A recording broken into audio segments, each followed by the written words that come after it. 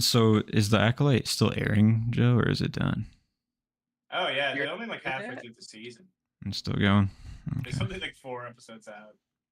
Hmm. But again, the pacing too is just like fucked. Like Yeah. all of those shows have terrible fucking pacing because like just nothing happens till like the end of the episode. So Yeah. like I could have And skipped the remember, entire episode and got to like the last like 5 minutes. That's all okay, I- that's what happens. Yeah. Remember the sweet days of the Mandalorian? Yeah, Man, dude, the those were first some season good of The times. Mandalorian. God Yeah, damn, right? I had so much hope. That was like almost prime Star Wars for me. Like, It was great. That was like so fucking good. It's fucking great. Yeah. Captured a Really whole good job. It West. all went to shit after that. Introducing the Baby Yoda lore just like reeled every fan in, you know? Yeah. Got you back. Fuck Baby Yoda.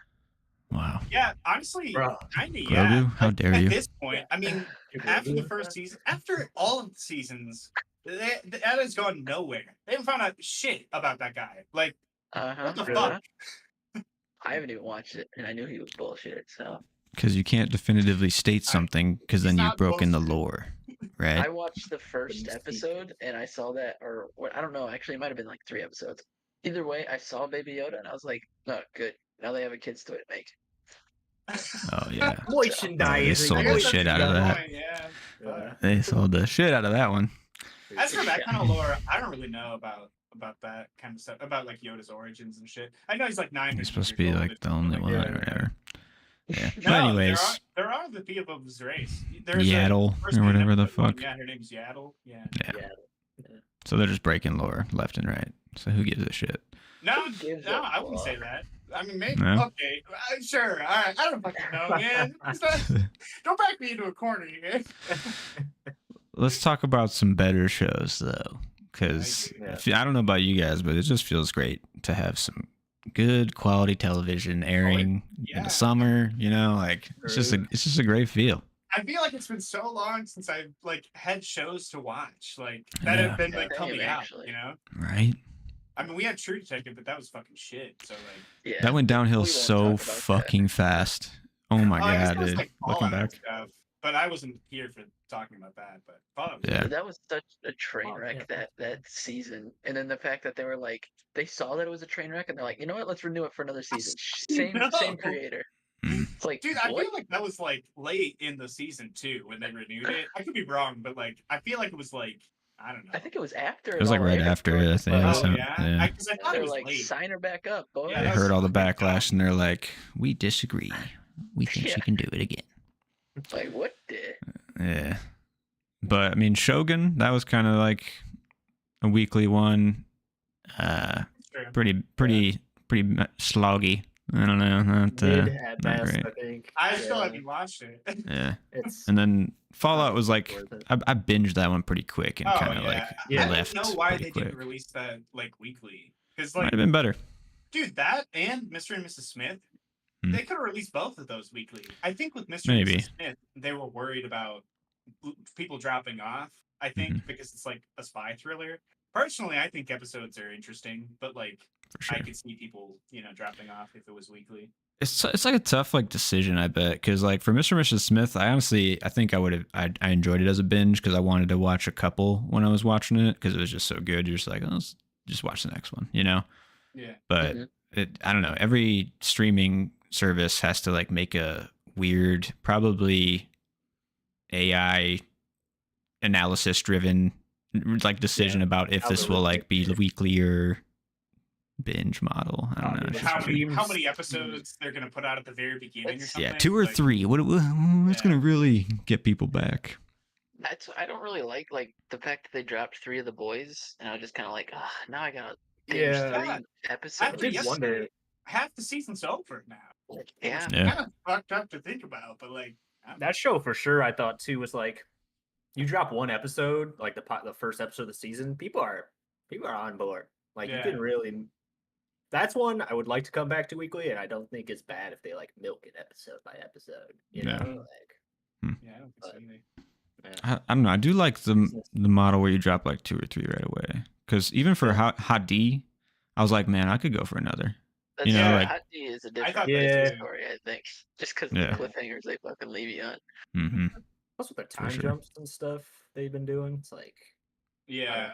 If you're spanning hundreds of years to get back to where Game of Thrones was, like, give us more. I'm down with it's hard to check in week after week, kind of, with that show too. I don't know if we watched HotD and then at least a few episodes of The Boys, right? The new season. Yeah, I got 3 episodes of The Boys down. Yep.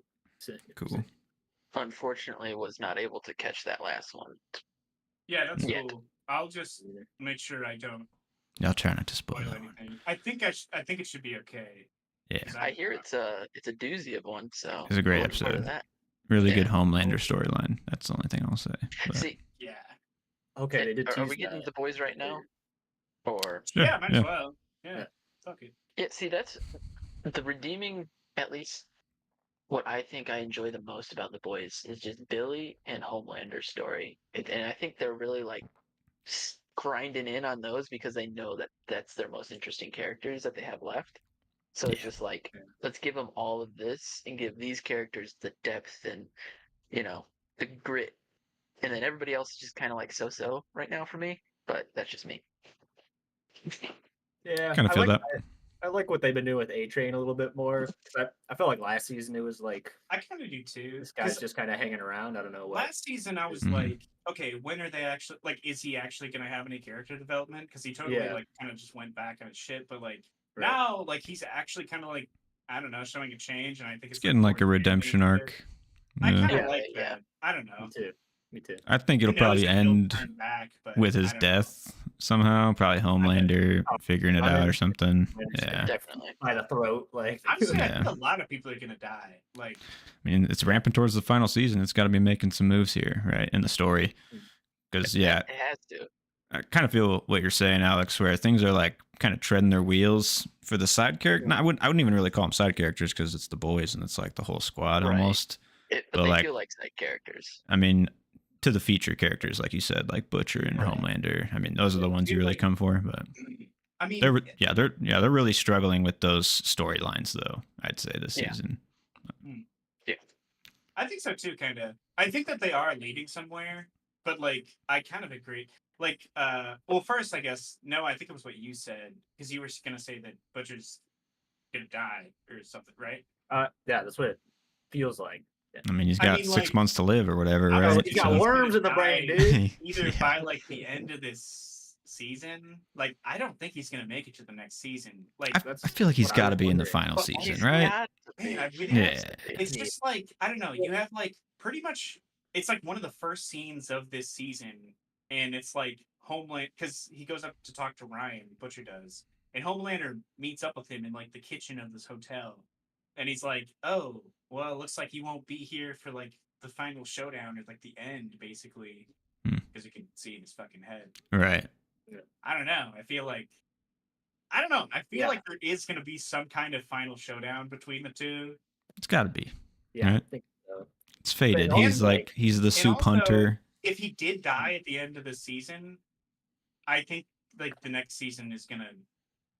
It'll be bad. They're gonna have to find some way to fill in for him. Like, like what the fuck? Like, he's the only characters I care about.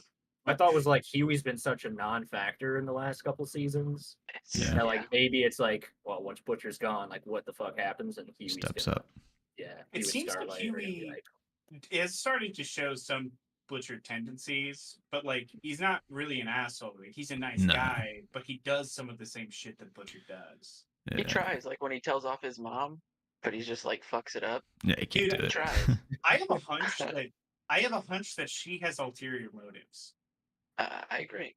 She works for Vought, right? She got like this weird in or something. They just like slipped that in, like it really wasn't that it wasn't hung on or anything. They just slipped in the fact that she works for Vought. Like Yeah, I feel that. And then you have like Mother's Milk, who's like the de facto leader at the moment, but every episode he has to go to Butcher basically to bring him back into the story and like get help from him, and it feels like he's not really doing anything either. So I don't know. Which honestly, I'm glad they're taking that route with the whole Mother's Milk taking over, because him taking over is just like it doesn't make sense. He didn't make the boys, it's Butcher and the boys, or Butcher's boys. So like Butcher's boys. He manages them though, right? Like better than Butcher at least. Yeah, he's like a better manager. it's like chaos. The Frenchie and what's her face, she left, they left, and he was like, "Where you going?" They just flip him off. Yeah. And then the ice skating rink, he set up this meeting, and then suddenly everyone's dying, and yeah, I don't know. And then same with the human centipede episode where he like Butcher's there and he's like, "We just got to compromise this and take that girl," and he's Mother's Milk says no, and then everything goes fucking sideways. So Mhm. to me, that's just like it shows you can't have the boys without Billy, and I don't know. I'm Billy's glad boys. I'm glad it's taking that route personally. It would feel weird if it was just like everything was running smoothly with Mother's Milk kind of taking over. That's fair. Yeah. I guess like it's a bummer to like try to push Mother's Milk's character into the spotlight as like he can do it, and then just instantly like drag him back down through a few episodes. But I mean, it makes sense, like you're saying. It's Butcher's squad. Dude, so holy fuck, though, It goes back to that cycle. How intense was it at the end of episode 3 where like Huey's drop of sweat like drips through the fucking thing and Homelander's just like on his ass. Like I'm like, dude, is he gonna die right now? Like the way he like, it's like holy sits shit, up that's into the vent or whatever. Like, yeah. Dude, that's what's so fucking like insane about this show. I just like respect that this show is in existence. It just feels like this weird ass sci-fi niche where like anyone can die, and I don't know. I just love this show, honestly, and I just like that it's real. I don't know. I like that it feels like there's stakes, like you said. Like every episode, you're just kind of like, oh, is this person gonna eat it? Because they clearly don't give a fuck about people or like who dies. Yeah. But then you have like moments with I don't really remember this character, but it's like an assistant character at Vought, and she's being questioned if she was like talking to the people, and it's just like instant death. Like I don't know. She's been in like the other seasons. I like rewatched all the boys before this. Okay. And like there's like specifically one scene, it's like the second season, I think, and Noir comes up to her and she's like helping Noir do some shit. Okay. But like I think that she's probably been in each of the seasons. Maybe just like a little bits here and there. Like, yeah. Homelander just like went off the fucking rail, like just lost his shit there. I don't know. It's just nice to have a show that like keeps you on your toes in the moments like that, you know, and you can tell somebody's tailoring this, albeit like fucked up experience. It's really tailored for an audience, you know. Like, Yeah, I mean, every scene with Homelander has like that tension. Those stakes, like, is he gonna kill this? Like, is he gonna trigger something? No, man. Right. No, that's great. Is he one of the best villains of all time? Or like in recent memory, I'd say he kind of, there's an argument to be made because like you said, that feeling is in every scene. And this the filming of this show, there's like really like good CGI and stuff throughout, but then it's just a Homelander in like a weird ass suit. And on like the surface, that'd be like goofy and you're like, don't take it really that seriously. But this show's stakes are so well created that it's just like this layer of like villainy within that character. That's just like so good. Yeah, like you guys should watch the next episode. Yeah, it's so good. Say really good. I watched the cold open and I was already like, oh my god, what's he gonna do to these poor fucking people down here with this dude? kid? It just goes from there, man. It's nuts. I'm excited because I've heard like this is the one that is like goes back to the boys where you're like, oh shit, this is the show. So the acting too, Anthony Starr, phenomenal in that episode, and everybody gets their kind of moments. Like Starlight, Frenchie, a lot of people get moments. Yeah, so like I have been reading some articles about like the backlash, because like to the season. One thing, a couple things. Mainly, I guess I have like two things. One, like just like going off of ratings over the last seasons and trends. For all 4 seasons, the critic score in Rotten Tomatoes is like above 95%. But the audience score has consistently gone down. Now I think it's like well, I guess we could look it up, but I think I heard like this season is like at like 58% or something like that. Really? For the audience score. That's way too low. Well, I think it's just because of the political shit. Like, I think like it's being dragged down like by. Yeah, I think it's like, you know, because like obviously it paints like Republican conservatives in a bad light, and I think it's just like those people who don't want themselves to be painted that way, and they don't like it because of that. I mean, and what's up? Oh, I was just gonna say, I get why like some people would get mad because, like I said, before it was like you had room to like think and picture outside of like current America. Now it's just basically like we are here, we're in the moment. This is clearly this person, and this is clearly this person, and this is. I mean, the first episode of him on trial. Like, exactly. The courthouse, I was like, Vaxxers. We don't have names. Yeah. It's just they literally say like January 6th and like Epstein and like these are the things that are too far. I'd say where it's like.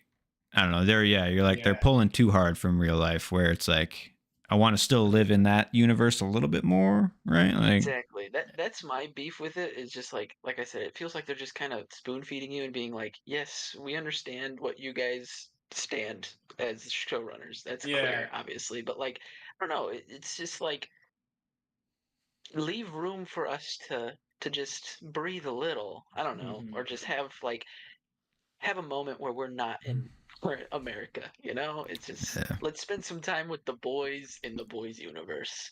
Yeah. Because it's pretty clear in the earlier seasons that like what it's depicting, what the soups depict, you know, there's power and it's absolute power that corrupts and so on and so forth. And it's just like this evil system that is controlling everything, the governments, all this stuff. So it's just I don't know. Like you have that to begin with. It's a great premise. But then when you start leaning too hard into one side or the other, it's just when it gets a little bit, I don't know, not eye rolly like, really, but it's just kind of like necessary. Okay. Yeah. I feel like they try to. Homelander is that symbol of like what you're saying, power, ultimate power corrupts. He's the fucking American flag on his back. Like, right. I don't know. Yeah. Like you nailed hit the nail on the head. Someone said the American dream. Probably not, I guess. That's a fucked up. That's a nightmare. Oh my The American dream is keeping a chest of Nazi memorabilia. Then right, yanking out your gray pubes and putting them into a jar. That's the American dream, so baby. Fucking strange. Yeah. What, you guys don't count your pubes? You count your Not yet. Not yet. Here we go. It's ready. Okay, so the second thing, specifically, I've been reading a lot of just like people shitting on like Frenchie's storyline and how it like kind of diverted, and I guess I just wanted to see what you all thought about that, I guess, or just Frenchie's storyline in general. Honestly, don't care about Frenchie enough to really care about his storyline. I feel like it kind of threw away. I know he's him and the girl. What's her name? Kimiko. Yeah, like obviously they aren't gonna be a thing. They weren't. I mean, that's pretty established. But I don't know. It just feels like him kind of pushing her away feels a little forced. Is the only thing I don't like in this random storyline of a family that he killed of some guy he's hooking up with. Just doesn't. Yeah. I don't know. It didn't feel as natural. That's the only beef I have with it. It's just like it feels like let's just insert some random ass conflict into Frenchie's character, so we have something semi interesting to peel these people away from the boys from, you know, because everyone else is having their moments. So we have to give Frenchie his, and we have to give Kumiko hers, you know. So it just feels forced. And for the amount of like internal conflict that like Frenchie portrays, I feel like a little like kind of shoot in. Yeah. Matt, what do you think? He's still a compelling character. It's just, I mean, that's the weakest part of the season by far for me. When those scenes are on, I kind of check out, and I don't like try to, but like it's just not what I'm here to watch anymore. Frenchie at the beginning of the show was one, like maybe my favorite. Like he was so interesting at the beginning, and now like him being paired with Kimiko, it was great. That's what like the hook is for those two, and I think it's just like a product of going on a little too long now, and they got to end the show where, like you said, it's like they're manufacturing a lot of stuff and it's not genuine. And I mean, they do this structure where it's like you break apart the boys, and then at the end of the season they're gonna come back and kill a soup or whatever the fuck it is. So like, I guess it's like now in season 4, you feel like the mechanisms more, because to me, I'm like a little more outside the show than I used to be, where I'm like, oh, this is this storyline. These are these ones crossing over. Yeah. Just a little more apparent, I guess. But yeah, not a huge fan. I mean, Kamiko's is a little more interesting just because it's like tied into her backstory slightly. Right. But like, it's kind of picking up where we left off with her, so it just feels Yeah. like more natural. It's not just like Yeah. popped in there this I season. just you like know? that they're doing Where'd this guy something come with her anyway, because I feel like for the last couple seasons, she really hasn't had anything going on. So like, I kind of like that she's actually kind of doing something right now, and Mhm. probably the way to do that was just to disconnect the two, like leave Frenchie off from her, Yeah. and they probably just didn't really know what to do with Frenchie. Where to go. So Yeah. I don't know, because I agree with you, Matt, in that like Frenchie used to be one of my favorite characters, and now not that I don't know, I do kind of check out because his storyline is like so disconnected from anything going on. Like if the guy that he's seeing, like the guy that he killed his family, wasn't working with Starlight, he would just be some random dude. Like I don't know, Yeah. like, and the reason I asked Yeah. this was because from what I've been seeing, a lot of people just have a problem with that storyline because they didn't know that Frenchie was gay or that like there's just Yeah. like gay overtones. I mean, that makes him an interesting character still. Like, I think Yeah, it's and I just mean, like, they teased that in like a previous season anyway, because he Yeah. was like basically in a poly relationship with Right. He Cherie was like a and a submissive few to this people or whatever. dominant. Yeah. Yeah. So like I don't know. That's what I was Yeah. trying to explain to Sarah earlier because she was watching it with me, and I kind of was like, every time one of those scenes with him and Kamiko would come on, or him and Colin, I just kind of like would sigh because I was just bored because it didn't really, it's not progressing this, like the whole overall story in Yeah. any way, and It's just like it's so disconnected. It seems Right. And it doesn't really And make she- sense. Like Frenchie would like put himself through this situation. I the don't only know. thing that I can think of is that this is going to have like more ramifications down the road. Like, How let's though? just say, Yeah. exactly. let's just how? say His that relationship with the the dude guy. finds out that Frenchie like killed his family, and then he goes to like the authorities, and then Frenchie's like a wanted criminal again.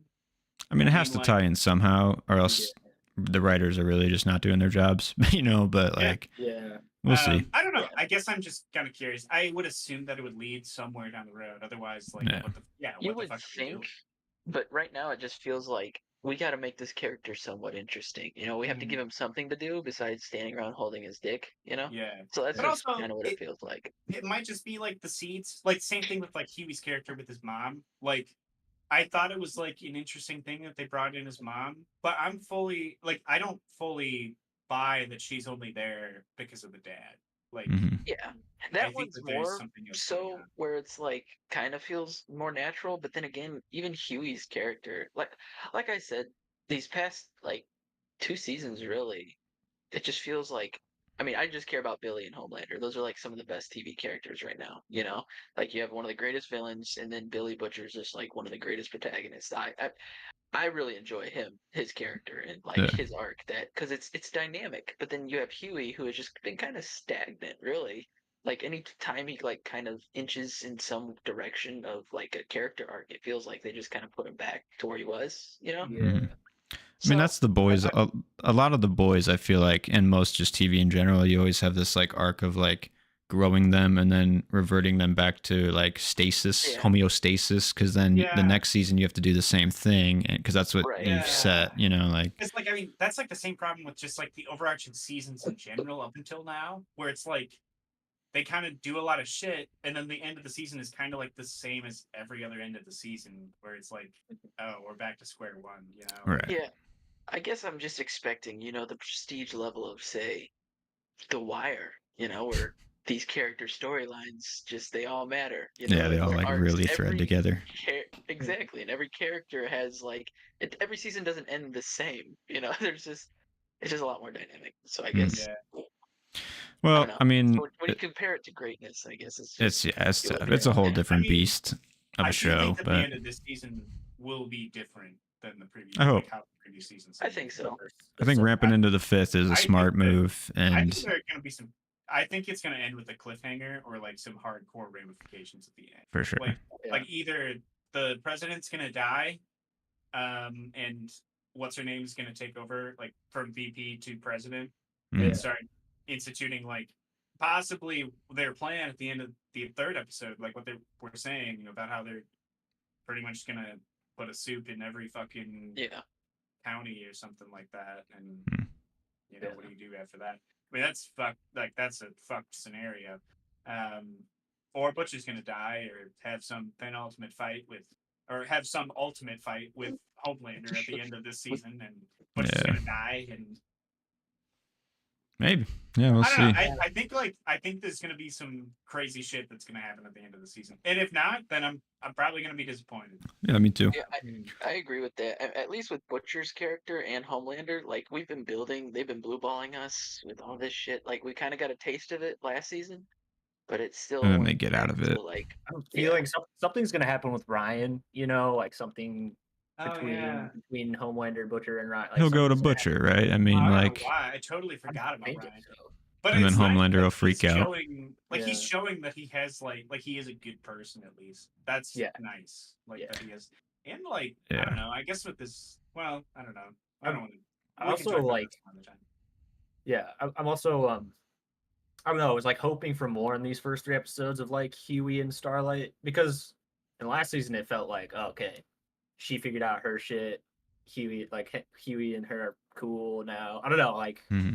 I get what you were saying, Matt, about like the homeostasis thing. That's just a little frustrating to see, I guess, with them too, because it's like oh, power couple kind of, you know, like shit's gonna happen. They're gonna get stuff together, even with Butcher and the boys, like the chaos. But yeah, I don't know. Even in the first 3 episodes, I was like, oh, all right, we're dealing with Huey's dad, I guess, and whatnot. I kind of like don't need to like split the storylines so hard in this show. Like, I would rather see a few of the boys operating together on like maybe a bigger story arc over like 3 episodes. I think that could work too, honestly, for the show. But especially because like MM really doesn't have a lot going on, and you could just lump him and Frenchie together and have them be doing something. Or have any of them team up with Starlight. Since he's right. Like in the group, you know, like I will also say, like, well, I mean, I kind of, well, I'll let you do that. No, I just wanted to agree with those. I think, I don't know, putting them together and giving the chemistry to work together, like the opportunity to have chemistry, especially with like Billy and like Huey, like they have good chemistry together. Billy, Huey, and Mother's Milk, they have good chemistry together. I don't know. I just feel like more of that. I don't know, going in as a team more often than not. Then work. It's like the boys are fighting against each other while also fighting the soups most of the time. You know, so like I'm kind of getting tired of like. Every season starts and they're like, "Oh, Butcher's here. I don't fucking like that guy."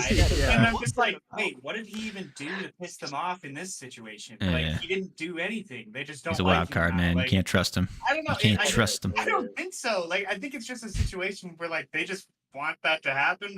Like it's like the very beginning of the season, and they're like, "What the fuck is Butcher doing?" And I'm at the end of last season, like they're all together with Butcher. Like nothing happened. I thought I was missing something at the beginning of the season when they were just pissed off at Butcher. I'm like, did I miss a scene? They killed a couple soups last season. Is it just because he was taking the V? Is that like why he's like? Yes, but like when they didn't tell him that he was like gonna die, like they all knew that. Like I'm pretty sure Starlight was the one who told them that, right? Like because Huey was taking it too, because he was dicks out. Exactly. You know? So, the new translucent. Yeah. No, I don't know. We'll see. Where this season ends, because I'm with you guys. I hope it ends explosively. I hope it's fucking. It's still good TV though, for sure. It's great. It's great TV. I say still. Yeah. Homelander is. It feels like we've been in. Yeah, I mean, it's explosive show, and you got to be there every week. But I'm here for Homelander. Honestly, I love Butcher. I like him. His scenes can be a little grating for me because they're kind of one notish at times. But Homelander is the juice for this show, dude, and that's the reason why I watch. And it's just so engaging. The couple scenes with him in like the shattered mirror, and like when he's sitting at the 7 table and he's just like trying to get goblin mode. Dude, all right. Like channeling Willem Dafoe. Yeah. All right. Yeah, that when he just wants anyone to challenge him at the 7, like I don't know. Suck his dick. Yeah. I totally forgot about that. Yeah. I Well, just man, like how he was totally gonna do it too. And right. Dude, Yeah. the Deep, like, he serves no purpose anymore. He's other just than- a joke. I guess he's always kind of been comedic relief, but like, Yeah. there were like hints in the first or second season where like, I don't know, he would have His like some redemption. He was doing other shit at least, but like now he's like purely comedic relief. Like he's Yeah. I'm fine with it. he's just He's kind of just he a is great funny, character like, too. I don't know, Yeah. So good. Yeah. I like the addition of what's the really smart character's superhero name? I'm trying to remember. Sage, Silver Sage, right? Or something. I like that I addition. think it's Sister Sage. Sister He's Sage, yeah, you're right. He's like Because it's like vaguely racist. Yeah. For sure. I like her addition to the storyline and to the 7. Firecracker, it's fine. It's serving its purpose with Starlight's storyline, you know, like the butting of the heads, but I'm interested more to see where Sister Sage's is going. I don't know if it's just me, but with that character, it feels like the people who wrote her, or even her as an actor, like, has she been to the South? Because that accent, it sucks. Yeah. I mean, maybe it's just because I've been living here with a bunch of Texas folk, and I hear people talk like actual That's not Southern how we people, talk. Yeah. and that's not it. I mean, if anything, people mumble more than anything down here. Like, you really have to like lock in to hear some of these guys because either they got a mouthful of dip or they've been drinking a beer all day long, and or not a beer, but beer plural all day long, and it's just like they're slurring. So I don't know. I mean, I get what it's going for as like a character, but like, make me believe it more is all I'm gonna say. She's also maybe just like putting on this fake accent, you could say, where she's like appealing to that audience or shit. So she is not very good, but you know, that's just pulled up a map of what the fuck is this? I don't of the South. No, just we're gonna get a history lesson based on where you're at in the U.S. Texas is actually split between two. What's East Texas? I guess like? Is that the mumble folks? Because that's it is split to East and West. Yeah. But I guess I don't know. I mean, all I'm thinking is like there could be multiple different types of Southern accents. Yeah. Like, but I don't know. I don't know enough about it. You know, she might just be a shitty. Like, she might just have a shitty accent. I don't know. Yeah. Right. But like Matt said, oh yeah, this one specifically says there's like a Texan accent. I guess. Yeah. I don't know if that's legit, but. And then there's a part that says country accent, old Southern accent, Appalachian accent, Bayou accent. Yeah, the Bayou is Louisiana, which I'm close to Louisiana, so I think it probably just kind of dragging over the border. There's a Western accent, and part of this map, they're labeled by color, and the Western accent is like lime green, and there's a little sliver of Florida that's also lime green. Why is that a Western accent? Southern Indiana. There's a section called Midwest accent. I don't know. All of these are different. So like, you know. Yeah, right. I don't know. Yeah. I've talked to some people who live in Indy and they have like kind of a twang in their voice. Like you can tell it's a little bit, but yeah. Even Illinois has got a little bit of some Southern something going on. But some twang. Yeah. Yeah. Wait for the day Alex signs in and has full blown. Unfortunately, I don't think it'll happen to me. I mean, I mumble, but I don't have the accent. Unfortunately, I think I'm already. I'm just pure Indiana boy. Give it some years. Okay. Yeah, give it some time. Right. Well, you guys got any more thoughts on the boys, or you want to move on to some HotD? Yeah. I think those were the last two characters I was going to bring up. So. Cool. Yeah, let's talk some HotD. Yeah. This show, I'm not gonna lie, I think I kind of want to rewatch the first season. Because isn't it? Weren't you like, who the fuck are these people? I was like, what is going on? I have to like refresh. Yeah. I was like, wait a minute, I've seen that character before. I think like, name? it was tough. Was it like the very first scene, or like which character specifically? It was just like a lot of the plot lines. I was like, wait a minute, that kid just came back from the north. I mean, because he was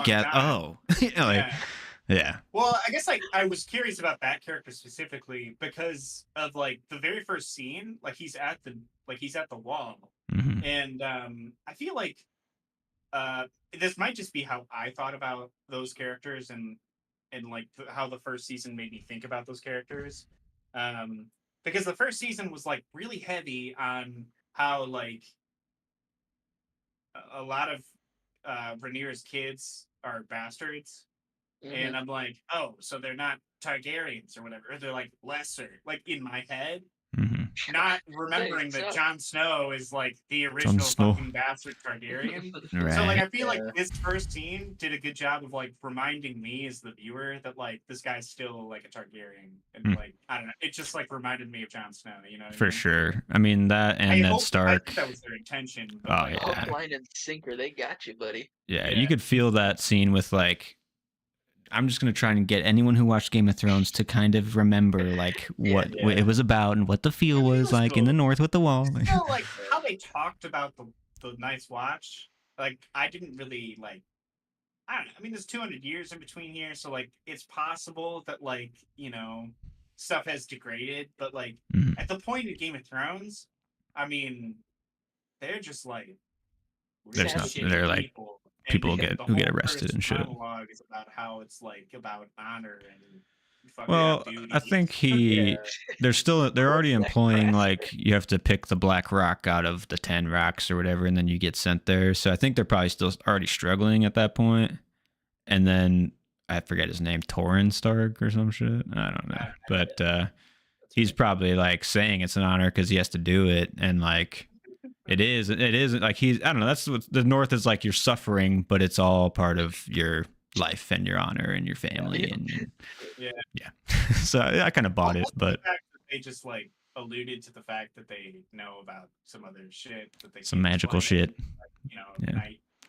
It's like why do you think my ancestors built 1,000-foot high walls? Like Yeah, yeah. but like in Game of Thrones, like they are hardcore refusing to believe that the fucking what the fuck are they called? Why can't White I Walkers? I'm like God, I cannot think of the fucking name. Yeah. All Yeah. I've been seeing is dragons. That was a cool scene. I liked when that kid, I think his name is Jace. I don't know. All these names are really hard because there's like Yeah, a lot I of was repetitive Jaehaerys. names and stuff. Jaehaerys? Just saying. Okay.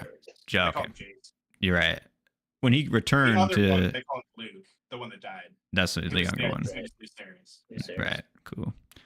When he returned to Rhaenyra, that was a really great scene, I thought, for that actor too. Yeah. A lot the acting in this show and in this episode was just, I thought, really good, honestly. So Yeah. especially have a feeling- Rhaenyra. I thought she doesn't have like much dialogue, but when she goes and finds like the cape or whatever, and then the dragon wing, and is just like breaking down. I forget the actress's name, but I thought she maybe showed the best acting I remember seeing from her in this show. So it excites me to Definitely see more like where she'll go. Yeah, it was definitely more dynamic this first episode than it was at all last season. Because I just remember her character feeling super flat, and the acting just like being like, oh, so. I don't know. Less impressive compared to the other people on the show, especially our deceased father. You know. Mm-hmm. Yeah, true. I miss Viserys. Yeah. Rest No, in peace, a little big guy. more development. She's got some strife now, some actual motivation. Yeah, behind definitely. her, which is nice. I mean, shit's going down. It's definitely like it feels like a neck and neck battle of just back and forth, like eye for an eye escalation now. So Definitely. that's exciting too for the story. Bro, those two,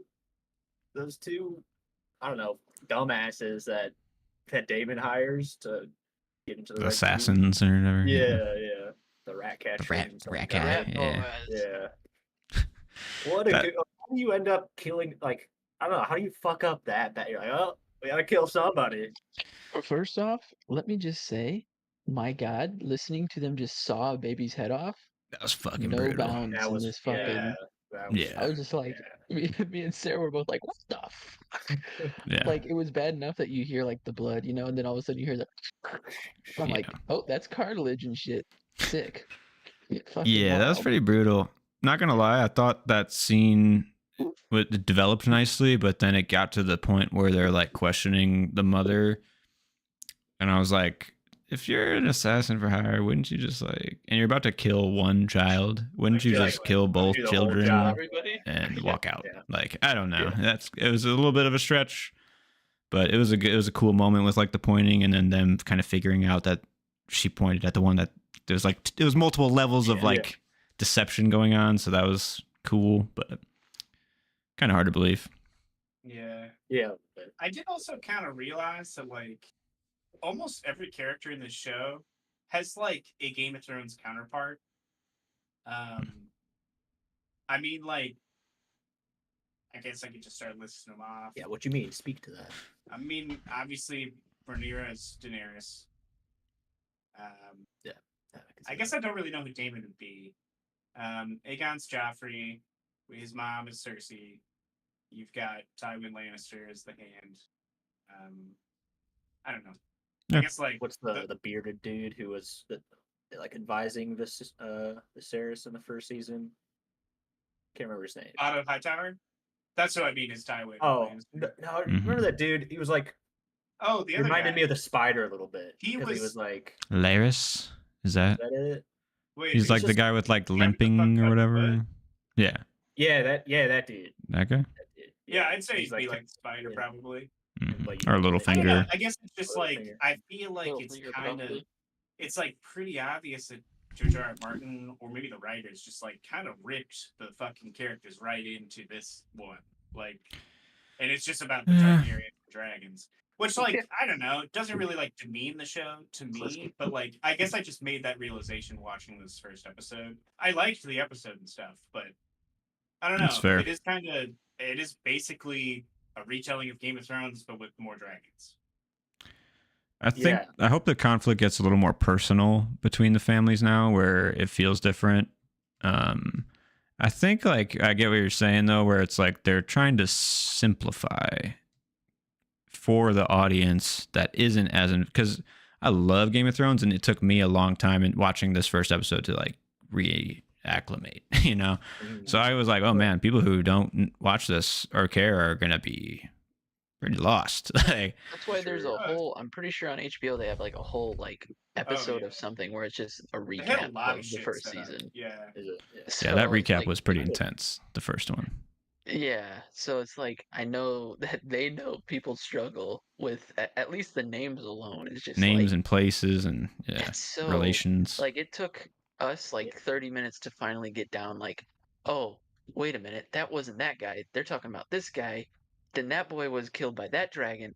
Okay, we're caught up, you know. Right. And so okay. I felt like I missed 30 minutes because I'm trying the whole time trying to like. Okay, so that's him. That's his name, I think. And then, you know, I don't know. Yeah. Just trying to put it together. After rewatching the first season, they do like the whole thing at the beginning of that season of like, oh, this is 700 odd years before Daenerys, which like reiterated to me that like, it's only like 200. Oh, was it 200? It's like 2 or 3 or something like that. Yeah. Okay. Fuck. Nut numbers. History. But I was just like. Westeros. Goddamn dragons. Well, I guess I was just like, go ahead, speak. My main point was just that like it reiterated to the point to me that it's like, oh, we're just getting a history of the Targaryens. And like I don't know, I wasn't. Yeah. After seeing that, and then rewatching the first scene, I was like, okay, I don't think I need to like fucking hone in on each and every character as deeply as Game of Thrones, because like. Half of them are going to be gone in the next however many possibly, yeah. You know, like, probably. That's definitely understandable. Yeah, I was just kind of like focusing in on the Targaryens more, their lineage, and like some of the other players. I guess like from what I have seen, or like from what I have kind of picked up, like the reason why like this is relevant, I guess, in like the Game of Thrones universe. Like, I'm pretty sure this is, like, the conflict that wipes out most of the dragons for the Targaryens. So, like, this is called the like Dance of the Dragons. Their, like, downfall, you know? Mm-hmm. Like, yeah. It'll be cool to see where it's left, because I've remained this far going unspoiled. I don't know if I'll go the full time, because there's a book it's based on, Fire and Blood, I believe. Yeah. So you could see who like wins at the end if you really want to, but I don't know. I kind of want to I ride know the who journey. wins, Matt. Oh shit! I Don't tell fucking- me. I guess I know. Don't tell me. Yeah, but I mean, yeah, I guess like to add to the point before, it's like I feel like the writers with like Aegon, like you said, it's like, okay, we got to feel out who Aegon is as a character. Let's make him have a Joffrey moment. He's you know, definitely not as Yeah. bad as Joffrey. Like he No. has good intentions. He like shows that in the scene where he's talking to like the people. Like right? Right. And he's like, he wants to give him everything that they're asking for, or whatever. Yeah. But also so there's like, you know, the council scene where he like almost makes makes the dude fucking Lannister dude. a horse. Yeah. Right. I think it's just what like I did like about that scene was just like the kid was fucking with the ball, and then he just starts fucking with the ball at the end of the scene, and it's just like I don't know. He's like the same fucking. Huh. He's just a Yeah. fucking kid. Like I don't know. yeah. I think it's just like to serve the, like we said, but like the casual fans to be like, oh, I'm in Game of Thrones again. There's a Joffrey character that I can Yeah. like, you know. Mhm. Okay. So The hopefully context. it lessens maybe the direct one-to-ones, but we'll see. Yeah, pretty sure it's a whole new director for Mhm. HotD and all that. Probably Yeah, some new showrunner, I think, potentially. Yeah. Yeah. Yeah, I'll be curious. It seems like less time jumps this season too, because we picked up Yeah. after, and I couldn't imagine you're going to jump multiple years with the conflict as it's starting, you know, but Yeah. I guess we'll see. Yeah, some shit. I feel like this conflict has to resolve, and then if they go further down the Targaryen line to get, if their goal is to catch up to Game of Thrones, then it has to be like, Well, I I've don't know also about catch seen up, but yeah, that, like, pretty close, there's- or like leave you places. Well, like I say, like 2 new shows that I'm pretty sure are, like going to happen Yeah. at this point. There's like A For Night of the sure Seven is. Kingdoms and 10,000 Ships, which I don't know what the 10,000 Ships one is about. I'm hoping that it's not about the Iron Islands. I'm hoping it's just about the ship. But I think it might be. I don't give a shit about any of those Dude, characters. But give me old I don't know. Valyria. Give me like the Old Valyria for apparently- sure. Yeah, I'd be down for that. Dude, but that'd like, be awesome. The other one's Aegon's Conquest, though, I'm pretty sure, which I'll watch that one for sure. That's Oh, one of the yeah. most interesting part of it. things. the one that I've Yeah, been man. seeing the most about is the one, The Night of the Seven Kingdoms, and I guess about this dude named Sir Duncan and Egg. He's Oh, like a yeah. squire. Hmm. And Egg is like Aegon, but he's like in disguise. So I think that is supposed to take place probably right after whatever this show's final conflict is. Okay. But I Nice. don't know. It's just like what I've heard, I guess. Because I think I would assume that show takes place in between this show and Game of Thrones, somewhere between. I see. Yeah. I want to see Aegon's Conquest next, honestly. That or Valyria. Those are the two that I really care about. I feel like HotD is itself struggling to find relevance in the Game of Thrones canon. And if you just go to like either of those two, you'll instantly be able to like definitively have another Game of Thrones show, in my opinion. But I don't know. Yeah. George Yeah. better get writing. He's done. That dude's He had has writer block not. for decades. 14, 15 years. Yeah. Yeah. Yeah. Oof. Bad case, writer's block. Yeah. So Overall, I enjoyed the first episode though. Like Yeah, you me said, too. Matt, I Yeah. kind of wish that it was a 2-episode premiere. Like, Same. I'm excited to watch more. You know. yeah, Flip for flop sure. this in the boys, and I think that's the winning formula. I can see that. All right. Well, shall we move on to our next topic of discussion? I think so. Is it what I believe it to be? Yeah, it- so it's Alex, a you little wanna bit different than what, lead this one in? The time This to one's a debate. little bit different. I thought it'd be cool to just, I don't know, have a fun discussion because what really prompted this was Matt, you mentioned to me that I should reevaluate the Ocean's movies, which I did Mhm. promptly, which they aren't streaming on anything, which is kind of bullshit. I feel They like, were, I don't but know. now they're gone. I Yeah. know. That's what I thought too. But then I get on there and I'm like, grown. So anyway, I watched them, and I did like them much more this time, which then prompted me to post my reviews of them for Matt's pleasure, I hope. And anyway, it seemed that you also rewatched them shortly after, and Yes. one of his reviews for Ocean's 12, which is controversial. Which honestly, when my first watch through, Ocean's 12 was my favorite, and then this watch through, it kind of flops what my favorite would be. I think Ocean's 13 kind of takes the cake after this watch, just because that one's, I don't know. I don't have to get into it. Pure But candy. then Ocean's 12 is still like really good, and I think it's misunderstood for the most part. For the wide audience that watched it, they were kind of expecting something and they didn't get that. So anyway, but Matt's review was best franchise of all time, and it got me thinking. This could be a fun discussion, you know. But the way I wanted to do it was, have one conversation emotionally about our franchises and which ones that we want to stick up for, and just see, how maybe we can try to persuade each other into believing the same thing. Like maybe Matt's right. Maybe his franchise is better than my franchise. I doubt it because goddamn, I picked a good one. But yeah, I don't know. It could be. This is just a fun conversation. I am working on a spreadsheet. Turns out it's a huge beast that I was not prepared for, so I haven't got it done yet. But I can bring it up. Maybe next stream I'll have it done for sure. But yeah, I mean, I say we just get into it. Let's. I guess we can start. Go around. Does everybody have like an argument that they're gonna place, and then like counters, or like how are we? How are we going about this? Name your franchise and opening statements, opening arguments, mission statements. Does that sound?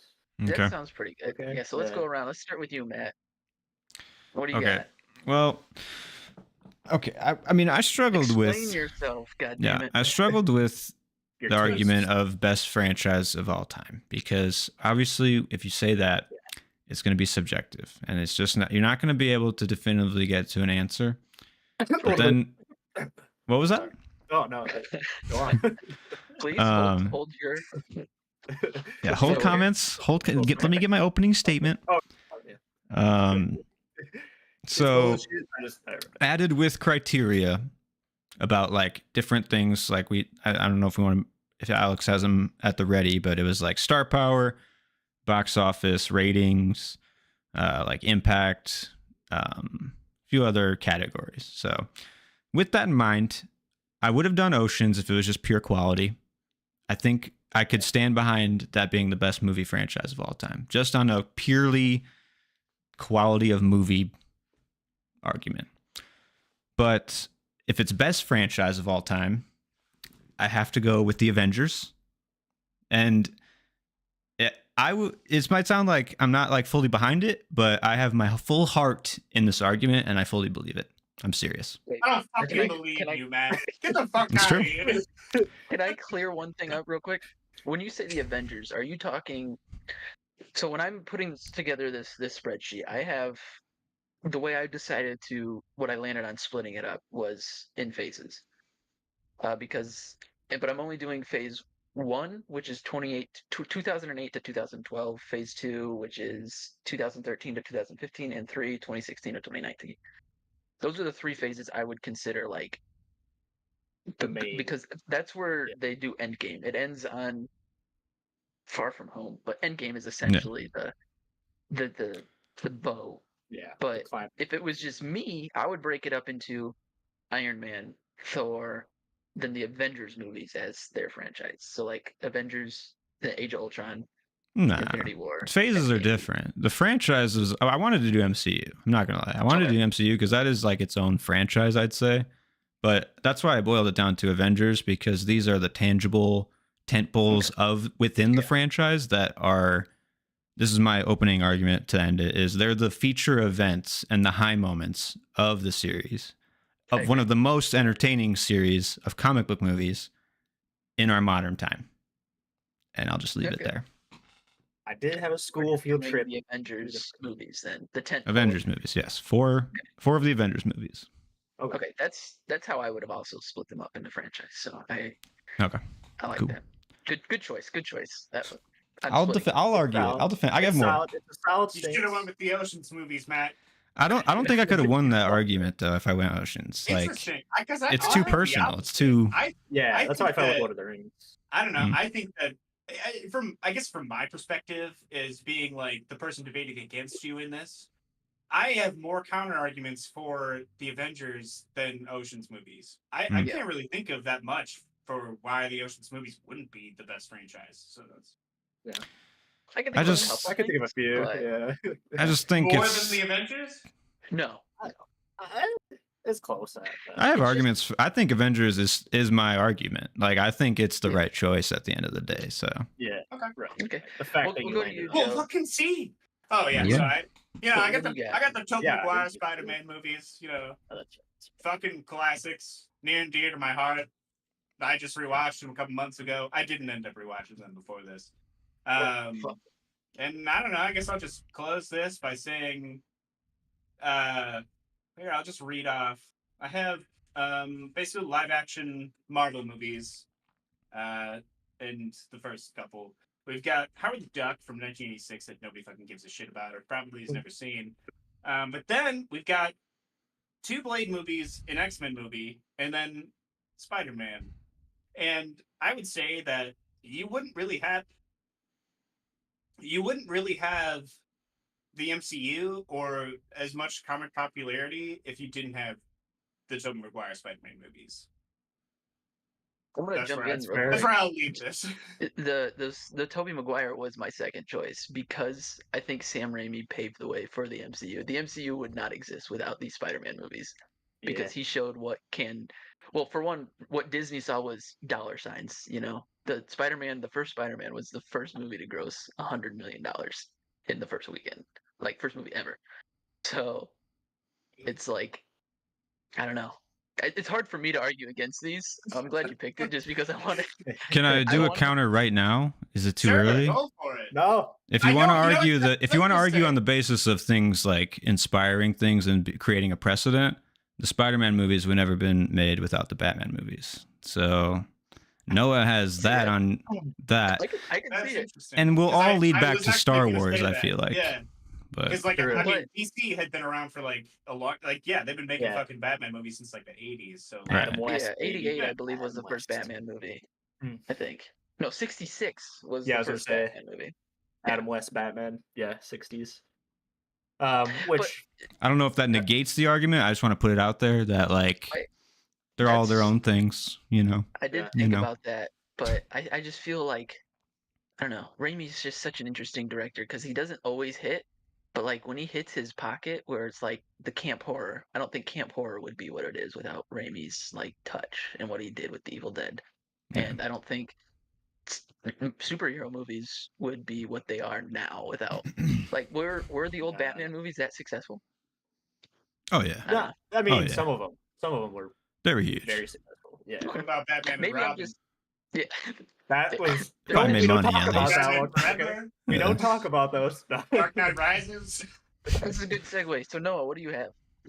Yeah, so I chose Batman for some of those reasonings you brought up because I mean, through the decades, it was like, I mean, spanning from 66 to current day. Multiple directors, high, like every film has like a crazy cast, you know. Every like whoever they chose to pick Batman is an A-lister. And then also just like terms of how much has spawned because of that. You know, fucking games, animation, the MCU, the DCU. There's so many animated Batman movies. I did not know Yeah. this until I dove into it. But anyway, Yeah.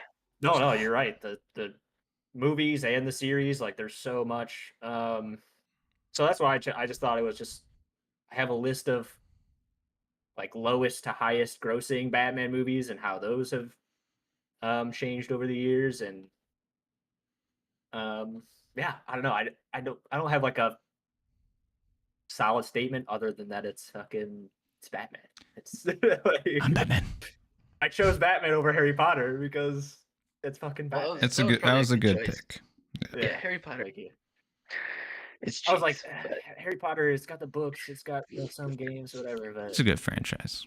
it is, but not it the best. can't beat the Dark Knight. So yeah. All right, Alex. So what do you got?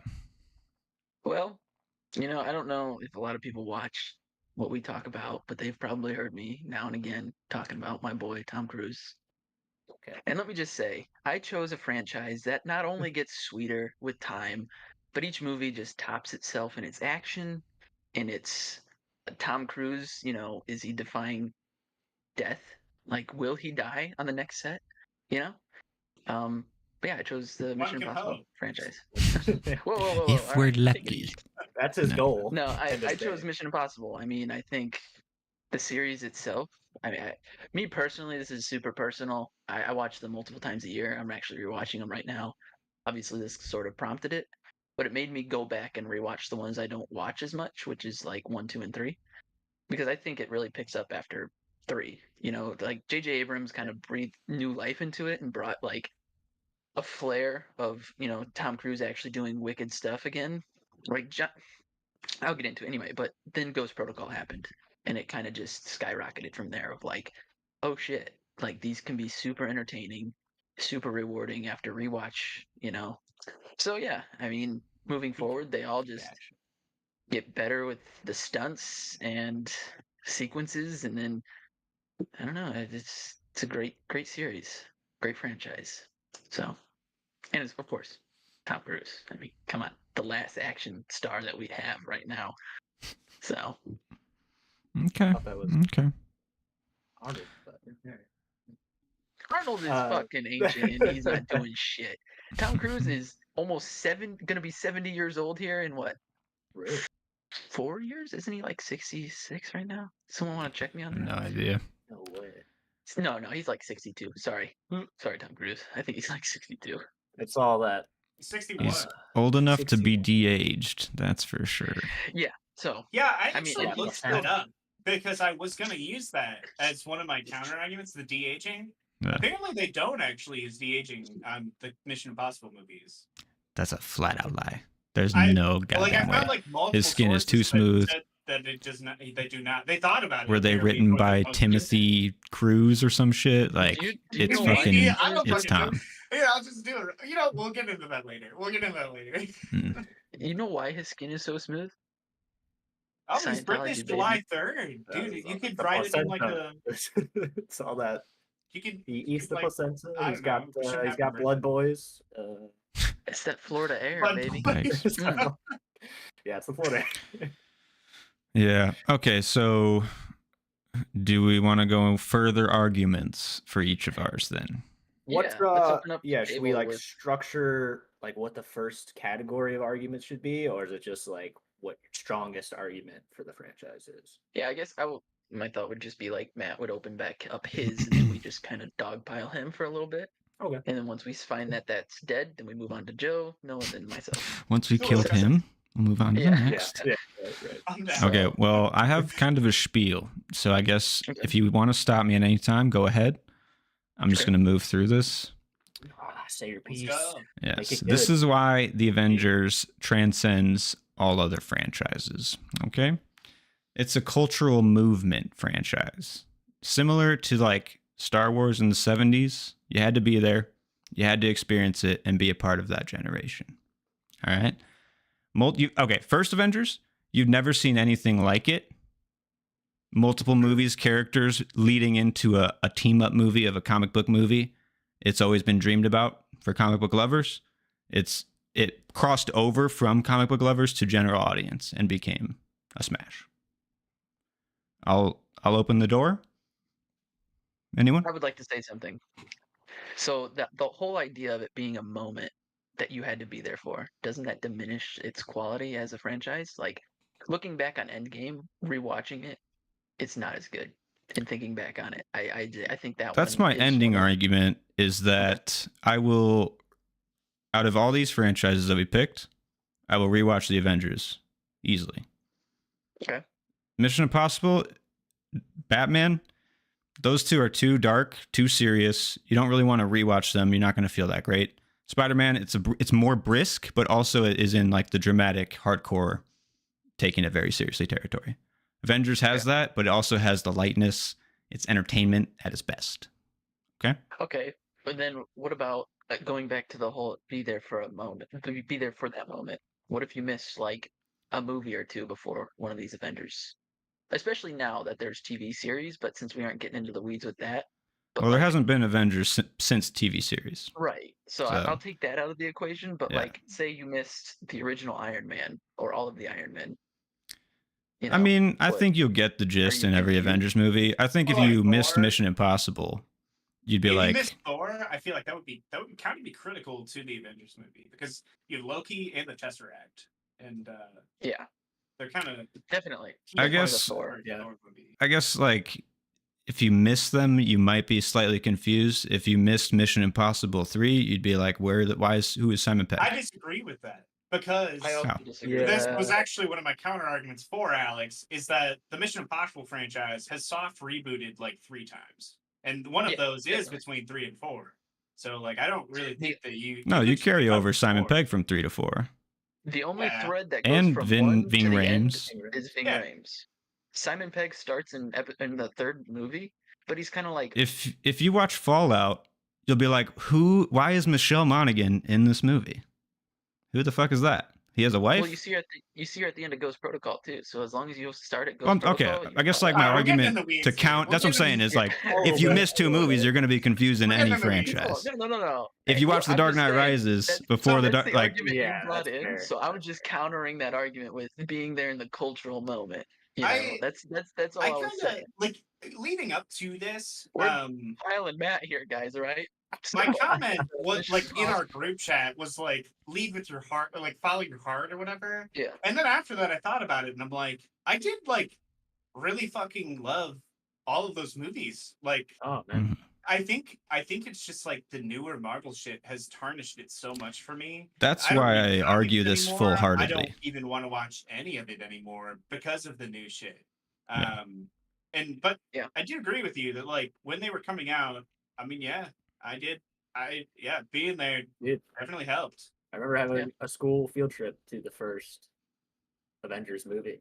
It was Wow. literally like a school sanctioned event to go to the theater and watch the first Avengers movie. I crazy. remember in Yeah. our grade school they would do movie nights in our gym some weeks, and the first movie they showed was Iron Man, like the first Iron Man, and I was like, I don't know, it was just cool. So I was there in the moment. I'm not saying it's a bad argument. I'm just saying, I what if think- you missed a moment? You know, what if Yeah. you missed the pocket? I think that's fair because, well, to Matt's point, I get where like it's a cultural movement, like it still kind of is if you're in on the MCU train. But I think all franchises suffer from like, well, if you didn't catch the one before it, it's like you might be Sure. you might be caught out. You watch So I think Spider-Man that- 3, you're going to be like, Mary Jane, What- what's this relationship with Mary Jane? I don't Mary know. Jane? All these, yeah, no. Sorry. So you can continue, Matt. Sorry, that was my. No, I interjection mean, there. it's good. Yeah, It's if you good. wanna I move want on the to your next- wrenches. I mean, I want to as long fucking duck Does dive, anyone dip else dive, have anything dodge. to say about this? What Matt just said, I guess. Or Yeah, you I can guess move on to your for the next one, moment but- part of it, like all these franchises had their moment in the sun, and like it's if you enjoy them now, that's different. But like the Tobey Maguire Spider-Man movies, that was an epic moment of like superhero movies. Same with like Batman's. It had different phases. Mission Impossible. It's got the juice like at the beginning, and it kind of like checks in every few years. You know what I'm saying? Like they have their moments, but. Anyways, okay. So moving on to my next argument. This is a long one. If we're trying to do star-studded cast combinations, like great chemistry, great actors in a great movie, the Avengers movies have 30 plus top high caliber, most popular actors of all time. Robert Downey Jr. is star power enough to lead the entire 30, franchise. 30? Joe, wait. Robert Downey List Jr. is star 30 power for me enough. Right now. Oh fuck! Are you gonna list 30? He's enough to lead it. You don't need anyone else. He's his own Tom Cruise, Oh, so okay, you don't of need this what? franchise. You don't have 30? Plus, you That's have still a full character arc for Robert Downey Jr.'s character from start to finish. It's a full, satisfying conclusion. If you don't look past Avengers Endgame, that's an epic conclusion to a great story. Plus, But you you're have including Iron Man, the movie. I have to because he's in Avengers. But And his Well, a huge arc starts in Avengers, really. when he like sacrifices himself with the That's a nuke good up the point. wormhole. Yeah. That is It's a- kind of when the he goes closing up out into of that story. space. Yeah. Plus, you have a dual arc with the other lead, Chris Evans. Like his storyline's fully fulfilled by the end of the franchise. Very satisfying. If that's not enough, you have Mark Ruffalo, Chris Hemsworth, Tom Holland, Scarlett Johansson, Chris Pratt, Don Cheadle, Zoe Saldana, Benedict Cumberbatch, Paul Bettany, Idris Elba, Bradley Cooper, Benicio del Toro, Gwyneth Paltrow, Paul Rudd, Josh Brolin, Brie Larson, Vin Diesel, Chadwick Boseman, Michael Douglas, Linda Cardellini, Michelle Pfeiffer, Samuel L. Jackson, and Marissa Tomei. And I left out more than 15 other huge stars that you would know. Is Marissa Tomei in any of the Avengers Sure. movies? Yeah. Which one? I believe the last one, Endgame. Endgame, I'm pretty sure she was probably at the funeral. Okay. And that's leaving out I'll other let people. it count, I guess, but Are that's we, kind are of. we interjecting now, or Go ahead. And I Okay. don't. I take your star thing, right? Star studded, but are they stars without the Avengers? Robert Downey Jr. is Yes. probably the only one that can carry a movie outside of the Avengers. Chris Evans, not No. so much. Tom Holland, We've seen mid. that. Zoe Saldana is in $5 billion franchises. But she's Chris always been a Pratt, side character. similarly. Is she a lead? Angela. Yeah, Chris she's in Pratt's the only Avatar. argument Wait, I she's can in see in Five Brad Cooper. franchises? She's I in know that she's in Avatar, Avatar. Avengers, and there's something another else. franchise that's $1 billion franchise that she's in, I believe. I I don't know off the top of my there's head. three, Star Trek? but- Yeah. Star Trek. Yeah, it is. Yeah. Yeah. But all I'm saying is they aren't leading it though. Like Robert Downey Jr. could take a movie and people will be like, "I'm gonna go see that movie for Robert Downey Jr." No one's going to the movies for Zoe Saldana's. Nobody's going to the Oh, movies Marissa for. Tomei. They're not going to Avengers movies to see Marissa Tomei. Arguably, like, Wait, you're not. I could disagree. Or Sam Jackson. What? He's got like 3 lines in each of My those? cousin Vinny is built on Marissa Tomei, basically. Exactly. You know what I'm saying? Like, It's just because all she's these kind of- Well, yeah, stars- I to guess look I'm just at. saying, like, that she doesn't really. She's not relevant to those movies. Like, she's in it for one. it doesn't scene. matter. They are in the franchise. These are the stars that interacted on screen, probably breaking a Does she have record any of how many speaking lines? stars. I don't know. I haven't watched my that only game in a while. rebuttal to the star-studdedness is that I have what the MCU has, but over decades, my friend. Over decades. I know the MCU has been going for a while, but Yeah. I have staying power and star-studded cast side. No, would I- say. Okay. I definitely see what you're saying though. Like, I mean, clearly Chris Evans and honestly Mark Ruffalo's Hulk is kind of ass. Can we agree on that, or like bring back Edward Norton? In my opinion, But No. I mean, I anyway. like his take. I like how he mellows out the character into like a different vibe. But Mark That's- Ruffalo, I can see people going to It's a movie okay. to see Mark Ruffalo, but like Mark Ruffalo, RDJ, Idris Elba, Bradley Cooper, Vin Diesel. Bradley Cooper, Vin Diesel. No, okay, take it easy on That's that. a whole Fast other and Furious franchise, draws my a shit guy. ton of I- audience. I get that, but like, was it Vin Yeah. Diesel or was it like Like, the fan? Paul nobody would even Walker know. I bet like 50% of people don't even know that Vin Diesel is great. So I guess like my arguments are going to be: are people going to see a Kirsten Dunst movie? Are people going to see what's the chick's Cruise movie? name? Yes. And no, what's the any other cast member's name? Ving Rhames Rebecca now. Ferguson, Jeremy Renner. Rebecca Ferguson. People don't know who that is. Nobody knows who that is. No. People know who Batman. Jeremy Renner is. Who's I think the what's? closest- in your closest thing is franchise. Simon Pegg. It would be like maybe. Yeah, somebody- Simon Pegg's the biggest draw in that cast, and that's there's not a No. huge Yeah, I draw. love Jeremy Renner when I, I went guess this into, is like like Ghost also Protocol. kind of so- interesting. I think Jeremy because, Renner's like, a mid actor. I I didn't list Jeremy Renner for a reason. All right. Okay. Right. Hawkeye. Let's not Are we get gonna into do it. I You're mean, not like, really Jeremy flexing Renner. Hawkeye. Yeah. Some of those people, though, I mean, at least probably Chris Hemsworth, Chris Evans, maybe Chris Pratt. I'm just throwing out on Chris's. Like, they're like the 3 that I thought of. Like, I feel like their popularity was exponentially like boosted by the MCU. Definitely. Yeah. So, Yeah, like, but I that's guess what that it, alone that's is a star prime making. Like example this of is it. where they Yeah. became stars. No, They yeah. became huge. Yeah, Scarlett Johansson is a huge name now, and she was before, but now she's even bigger. I don't know. I would disagree with that. Before Iron Man 2, I had no idea who she was. What? No I way. didn't. That's maybe just me personally. But Did you Home know Alone her 3? from the Force Whisperer, Matt? Is that where you knew Home Alone Scar 3, Joe? dude. Come on. I didn't watch the Home Alone movies. Get your Yeah, culture, I watched that. boys. I had no idea she was. No, she was a decent name, but she's a star now. All these people I listed are stars because some made from the MCU, some were garnered into the MCU because they're huge stars. Benicio del Toro, huge star, huge actor. He's in the MCU.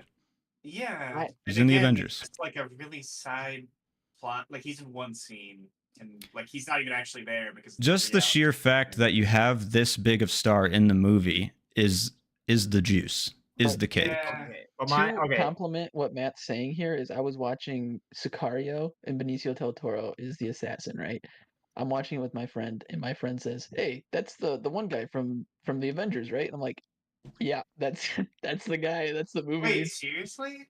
Yeah, That's yeah, what no. he said. Oh my god, that's fucking insane. Yeah. Yeah, sure. That's Holy the shit. peak of Benicio's career right there. All right. No, So, anyways, my one more I thing, just right? like final that argument. mhm. Final argument for me for this is like, does it diminish the star power to have so many? Like, you know, is it all they're all here, or is it like? Yeah. My argument is watch the final scene of Endgame. Watch the finale climactic battle, and you will see every star fly. Not everyone. Okay. You'll see like most of them fly in and out of your screen in a way that you've never seen this many stars add up on screen in a way that they're. And the synergy is the chemistry of that story. That you have the MCU. You don't have just the Avengers movies. You have the entirety of the MCU here. Like I'm arguing Avengers. But I don't like. I don't know. Sure. Then you should let me use MCU. It's a franchise. Like I'm using the Avengers, but I get what you're saying, Joe. It's tough. I don't know. Like you're gonna win because it's like it's noted. Like I don't think any of us stand a chance against the MCU. Like I disagree. I think Mission Impossible stands a chance. I mean, dude, you have the stats to back it up. Like it is like basically 99% proven at this point that if you ask anybody, like what are they? I don't know. All right. What, I disagree with that. They have like 30 fucking movies that are all in the same connected universe. Like the thing about that, the greatest franchise of all time. If you ask anybody, but like I guess like the point of this debate, I just wanted to have fun, not cheat by picking. Obviously, this is not cheating. I'm backing you with my whole heart. Yeah, I swear. May I say? But I should have just picked the MCU because I knew I was gonna win. No. I don't think he's was going I supposed to win. pick a shitty one and lose? No. Hey, let's make that clear. All this isn't a win. This isn't a victory. You ask my mom what her favorite franchise is, she's not going to say the MCU. It's people our age, sure, if you ask them, if that's all you talk to. But if I go across the street and ask, like, Sarah's parents what the best franchise is, her dad would probably say Top Gun, even though it doesn't qualify, you know? It's like, there's, or I guess that's what I wanted. I mean, right. There's Rocky. a wide variety. But if you boil it down to just like that, it's going to be just like, I like it more because of this. You know what I'm saying? Yeah. Like, that's why the criteria was introduced. Joe said if you ask anybody, and I disagree. If you asked anybody, like if I went and asked all of Sarah's family members what their favorite franchises is, I think I'd get different answers than the MCU. I guess that is a good point. Yeah. I guess more of what I actually mean is like this is just based on numbers and hard data. Like obviously these movies have accrued the most. Let me get to my final arguments, okay? I do have numbers to back it because that's what the criteria was suggesting. I'm curious about some of those numbers. There is one more thing I would like to just off of that statement. I liked Chris Evans outside of the MCU more than I like him in the MCU for one movie. Like after that, like so I don't know. It's called like Iceman, I think is what it was called, and he like really like acts, and it's a great performance by him, and I'm like, wow, this guy. He's really good in Sunshine. Sunshine? Mm-hmm. I haven't seen that one. So, see, but then you see him in like The Gray Man, and it's just like this sucks. Or it's like after the MCU chewed him up and spit him out, it kind of just diminishing returns for him. So, I think that's you can say that about a few people in the MCU too. Right. Yeah. Oh yeah, but you could say that about Tom Cruise. Dogging on him. Whoa, you can't though. Tom Cruise is still. Yeah, Reckoning Part 1. That American-Made movie, that shit was fire. The Mummy, oh, that shit's so good. First off, American-Made's a great movie. That's a good time. Okay. Which one? American-Made? American Made. That's I a haven't good seen time. it. I'm not gonna lie. I haven't seen it. I have seen The Mummy though, and that was pretty mid. Mummy's mid, but it was Yeah, I can entertaining, wasn't it? I mean, Tom Cruise was fun to watch. But Brendan Fraser. It wasn't really about Tom Cruise in that, I'd say. No, but it was still like an entertaining movie. I remember going to the theater and seeing The Mummy and leaving it being like, okay, that was fine. You know, I wasn't like, that was like the worst movie I've ever seen. Granted, in Yeah. terms of Tom Cruise movies, it's on the lower end, but it was still Yeah. entertaining. I didn't see it. All I knew was Tom Cruise was in it. Exactly. That's the star power of Tom Cruise right there, baby. But he didn't see it. But so. it didn't get him. Yeah. But he knows Tom Cruise. So is the draw really there? Okay, let me get through some boilerplate numbers here. Brass tacks. What we got? What we I won't go through each individual movie because it's just bragging. I'll just say total of the Avengers around $8 billion. $8 Okay. bill. $8 billion. That's just the Okay. Avengers. Okay. Rotten Tomatoes scores. like I that just beat- pulled this up. All of my shit by like the $7 billion. But think about it this way, Joe. Yours was the first movie to ever gross $100 million in the opening weekend. Like the first movie Sure, it ever. exploded. Sure. That's It did. great. I mean, I would garner that with like, I don't know, pride. I'd be like, fuck yeah, my movie fucking rules. It beat every movie. Do you guys Like, have ever. your Rotten Tomatoes scores handy, or I do. Yeah, I have yeah. Real quick. so I'll just go through mine, and I guess we can compare them really quick if you want to do that. Yeah. So first Yeah. Avengers, 91%, 91%. Those two scores, I don't know if you have For both of both? them or not. Yeah, For the audience I have and them both. critic. yeah, 91s. Age of Ultron, 76, 82. Infinity War, 85, 92. And Endgame, 94, 90. Damn. I got yeah. you beat, brother. I mean, I think that beats all of mine, except What's for your- maybe Spider-Man For 1, real? I've got 90, 67, and Spider-Man 2, I've got 93, 82. 67 for audience score? Yeah, I don't Isn't know that how the crazy? fuck that's possible. Like, That's nuts to that's me. that's that the that first happened. Spider-Man movie. Like, Yeah. Wow. I don't know. And Spider-Man 2 is like so increased, but still not Yeah. great. Like, It's it's some of these 93, ratings for 82. like And the then we've Raimi got trilogy was kind of fucking baffling. 63, 51 for obviously Spider-Man 3, but you know. That one's Sorry. not even that bad, I'd say. Misunderstood. It's misunderstood. It is Okay. misunderstood. What's your average then, Matt, of those? Do you I have didn't that make any handy? averages. My guess would Okay. be somewhere like 87. I don't Okay. know. Couple 90s, a decent amount of 90s, a low 76 with Ultron. Low 80s.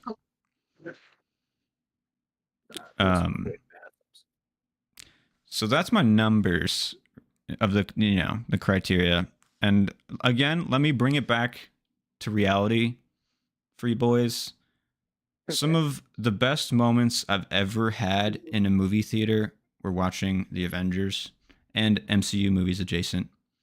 But Avengers movies, 100%. The experience in the theater, the feeling of community that you have watching the Avengers in the theater is unparalleled to any other movie experience. You know, I'm gonna counter that with I agree with the Avengers Infinity War. Endgame, I remember going with you and we're sitting next to each other, and then there were just some people next to me that just like kept talking throughout the whole movie, just about totally unrelated shit that wasn't related to the movie, and it just really killed my experience for Endgame. But that's really just like I don't know, you know, that was some shitty. That's a bummer. Yeah, I loved it. I mean, Endgame, like the end of Endgame, especially when there's like the long shot of just showing each character that has been introduced through the series. Yeah. Phenomenal. It's like, yeah, it's generationally ingrained in people's lives in a way that some other franchises are not. Yeah, exactly. It's generationally ingrained in me that those fucking people sitting next to me ruined this movie. Well, don't I let do that ruin remember- the whole series. I know it didn't. I'm just saying. I do Um, remember. So leaving Infinity War, I did feel that buzz of like, holy shit. They just it. did Yeah. that. Yeah. yeah. But then Endgame came and it Gasps. kind of killed that buzz. You Mm. know, for me at least. I thought it remember was leaving that one satisfying. and being like, I mean, yeah, it was satisfying. They closed it. They did it. Congrats. But like, it didn't feel that. Like I wasn't vibrating when I left, like I was with like Infinity War. Yeah. I mean, that's fair. I had That's kind of vibrating moments in the movie, but I mean, Yeah. it closes out more on like a somber note. Yeah. I think there's a I reason. will say, like, the fact that they were able to carry, like, end the show basically on just Tony Stark, the man who started it. You know, it was just kind of like that was powerful enough to where I was like, okay, it's cool that they were able to pull that off. So I'll give them that for Endgame.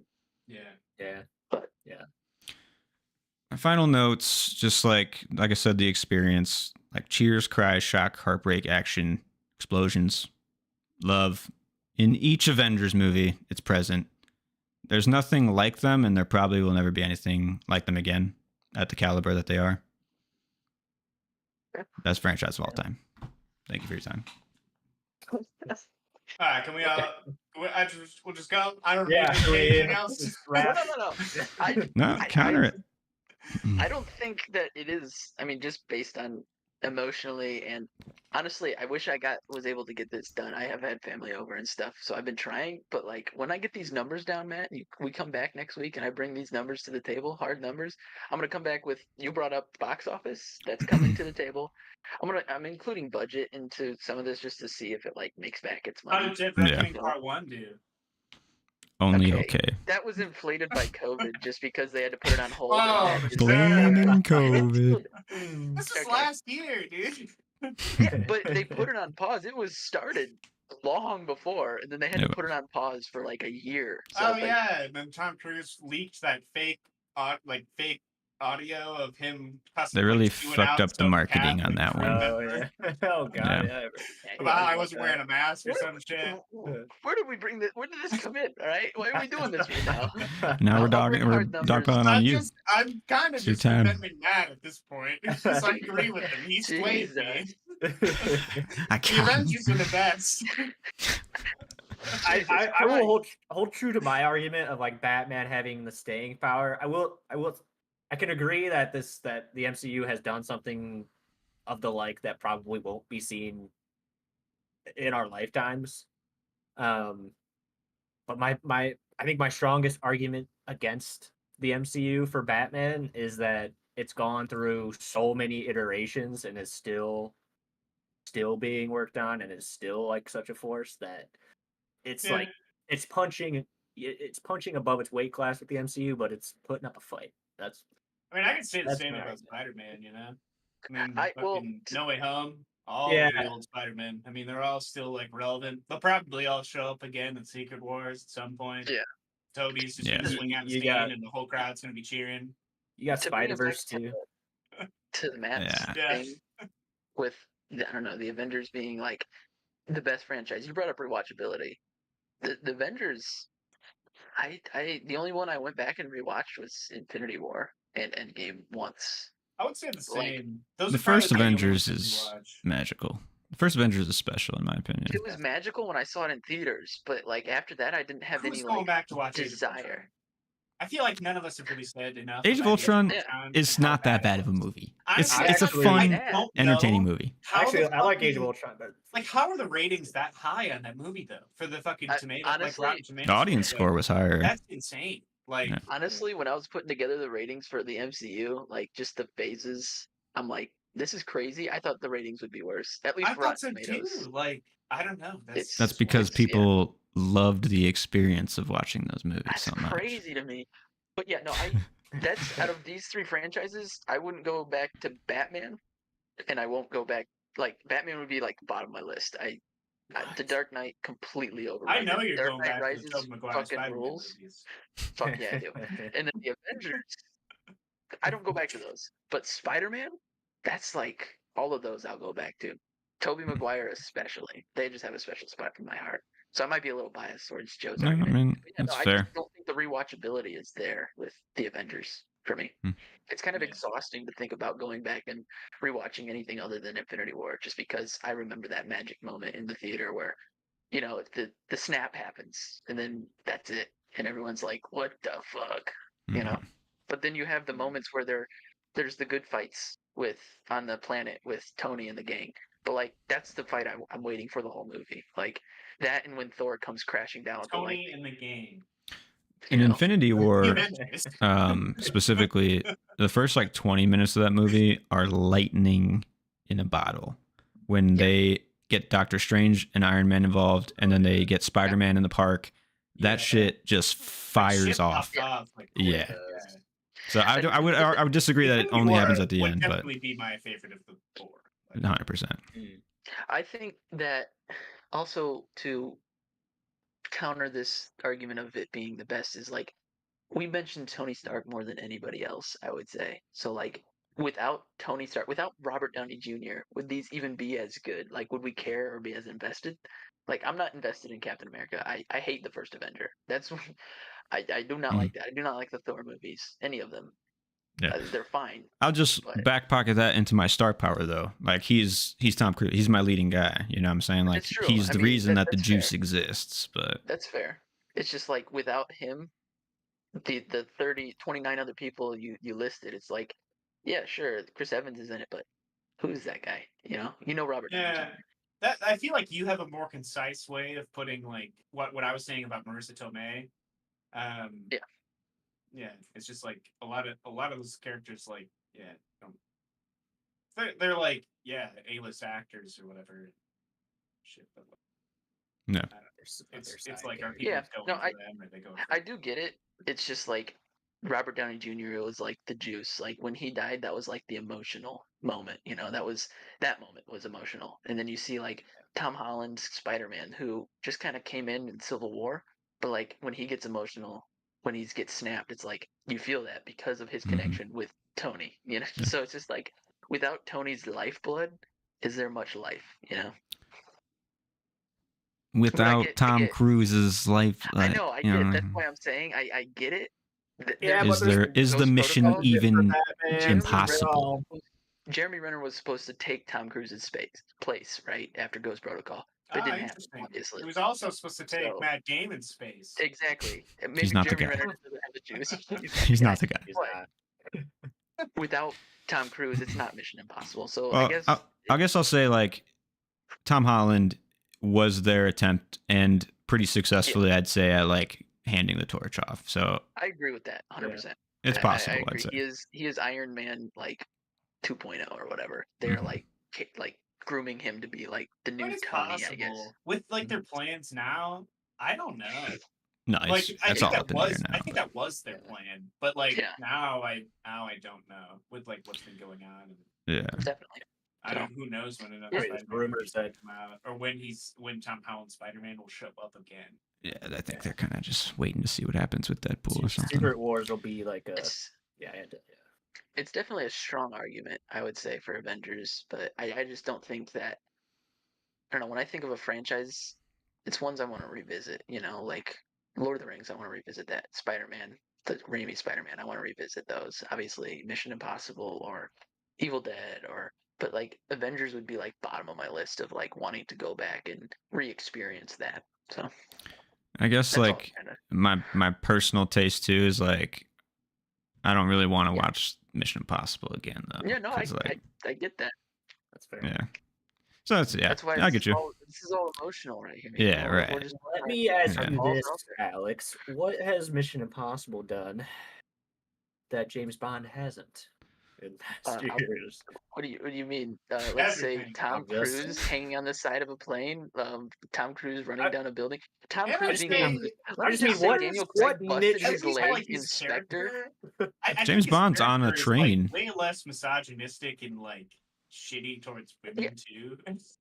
Tom Cruise is like, there's not like, oh, he's a womanizer. Tom Cruise is there with his character, isn't like. Sorry, I mean, Ethan Hunt as a character is so much more interesting and fun to be with than the Bond movies. Like, it's like I don't know much about the old ones, but I'm basing it all off Daniel Craig's. Like, he's broody. It's kind of just a moody, like noirish kind of experience, especially in Casino Royale. And it ends on a really moody level as well. So it's like you're not having as much fun with the Bond franchise as you are with the Mission Impossible, because it's like we're moving from one set piece to another with like you have a MacGuffin and you have the staples, you have the masks, you have the cool gadgets.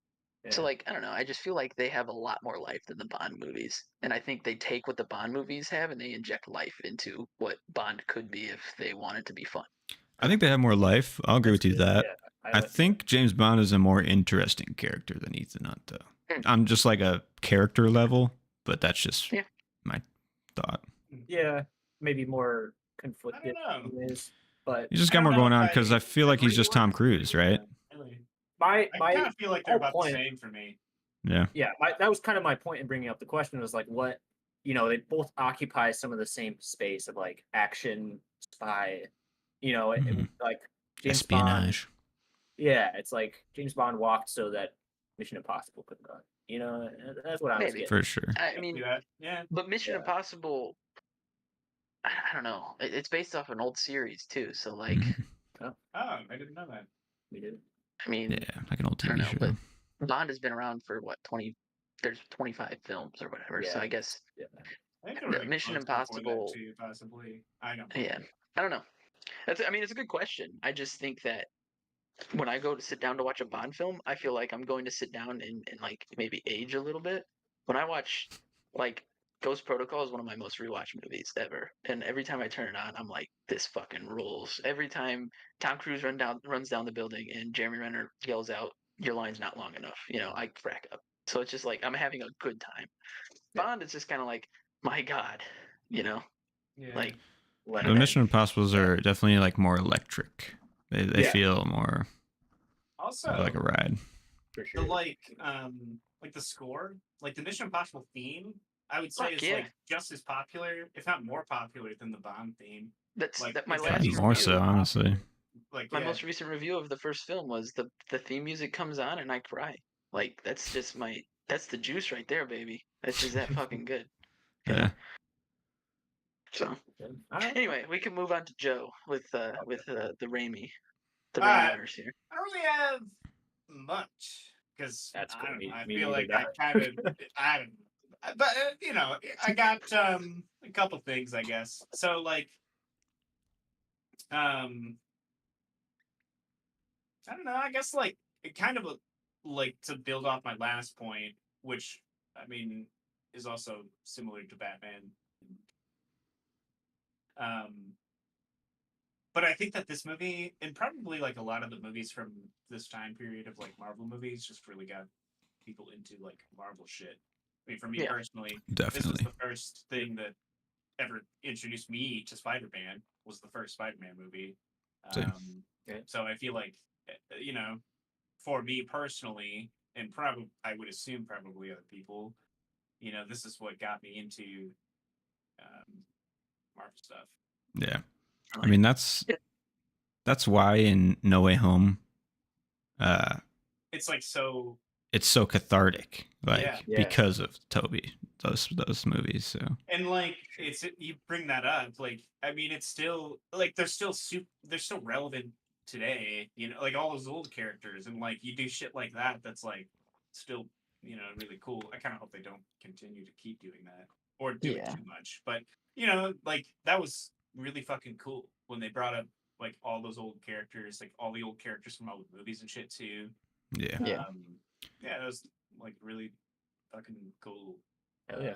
You see, for me, that's more of a cultural moment that lasts, just because, like you said, And this like going to see would- that in the theater, like that was like the Yeah. moment Yeah. too. I feel like like Mhm. seeing Yeah. the fucking trailer without the 3 Spider-Men, and then seeing the actual movie and the 3 Spider-Men are like there in the same shot. Like Some of Gets the you right in the memes. feels. I'll give you an argument though, Joe, against me. sure, Your villains, the Spider-Man villains in all 3 movies exceed basically every MCU villain, maybe minus Thanos. Like Doc Ock, I mean- I'd say exceeds them all. I mean, Green Oh, Goblin yeah. actually. Green too. Goblin, even fucking Green great. Goblin, yeah. Yeah. And Sandman too. I like Sandman in the 3rd one. Yeah, honestly, Yeah. you're right. I agree with that 100%. I think the villains, the characters in the old Spider-Mans are just 10 times more dynamic. I don't know. Maybe not necessarily Topher It's- Grace. He's just kind of Well, okay, maybe not that guy praying to Yeah. Jesus. Dude, that's to a real kill- guy. Like, Yeah. yeah, I But- agree with Sandman, and even Sandman. James Franco. Like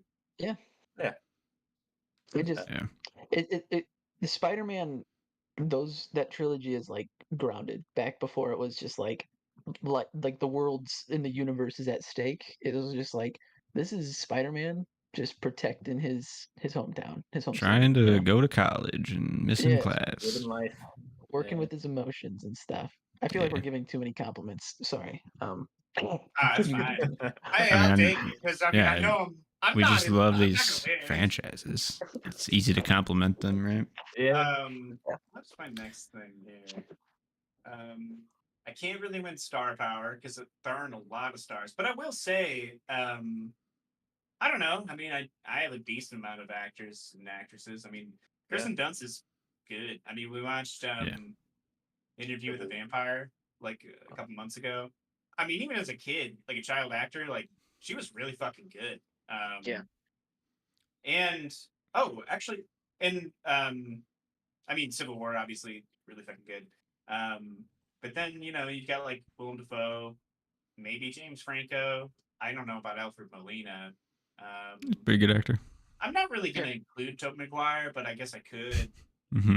I don't know. He puts on a hell of a performance in Babylon, so it's just He's Okay. fucking weird in that movie, dude. It's Yeah. Other than that, though, I think that's about it. Like, I don't really think I have much more than that. Maybe J.K. Simmons, I guess, but Eh, J.K. yeah, Simmons yeah, wouldn't for have the sure. career he had without exactly. That's true.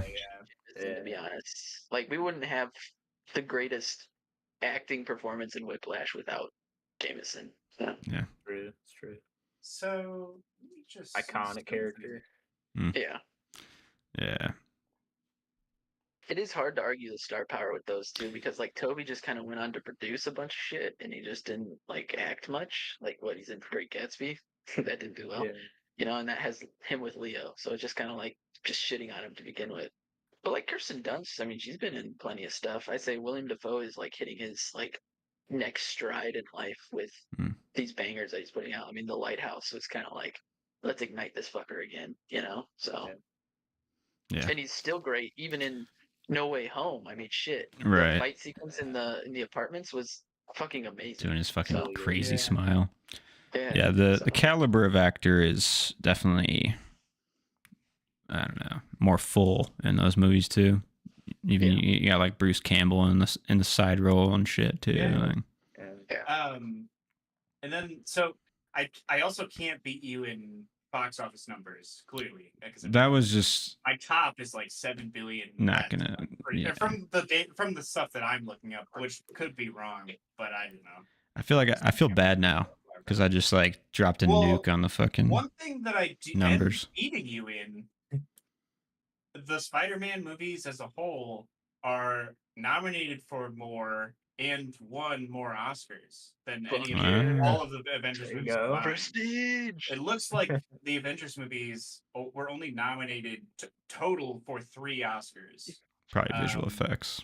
Yeah. Total, the Spider-Man movies were nominated for 5 total and won 1.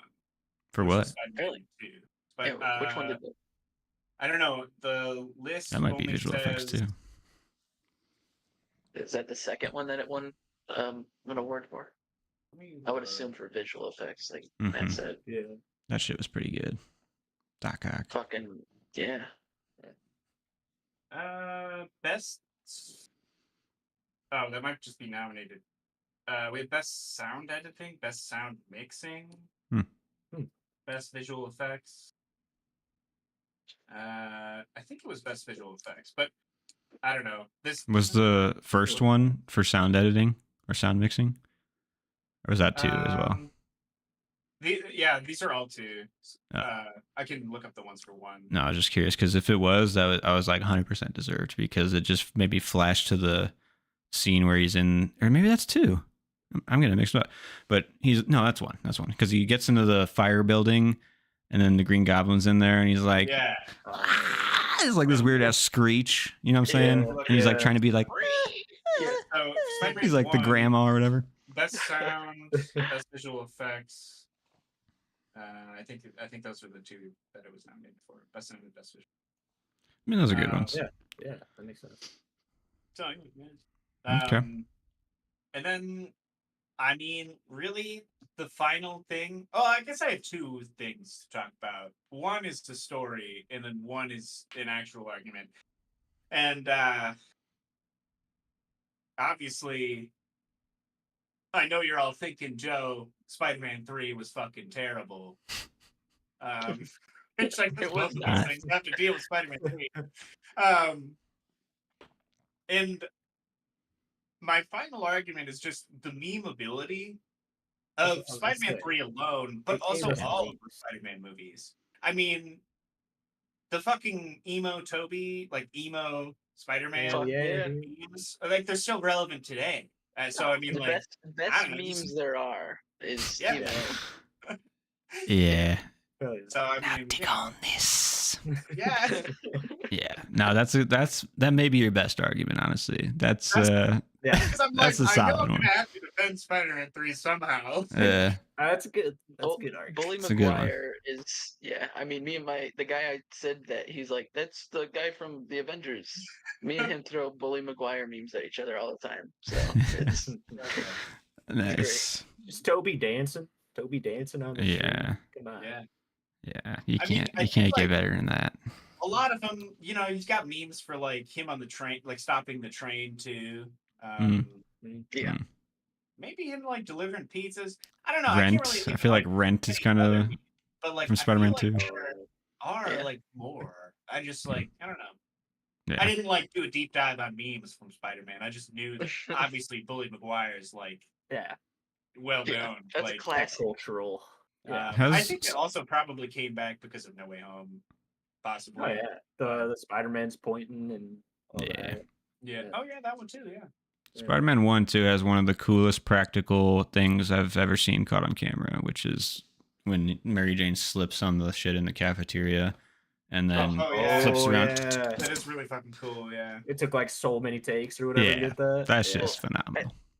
To show that it still has relevance. I mean, the new Deadpool and Wolverine, it was in the trailer that they just redid the fucking fight between him and Flash too, like the same choreographed, like dodging. Oh, really? punches. Oh, Hmm. okay. Yeah.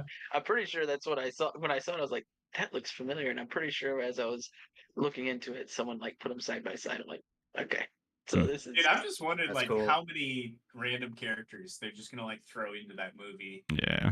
Because We'll like see. I'm assuming there's just I don't know.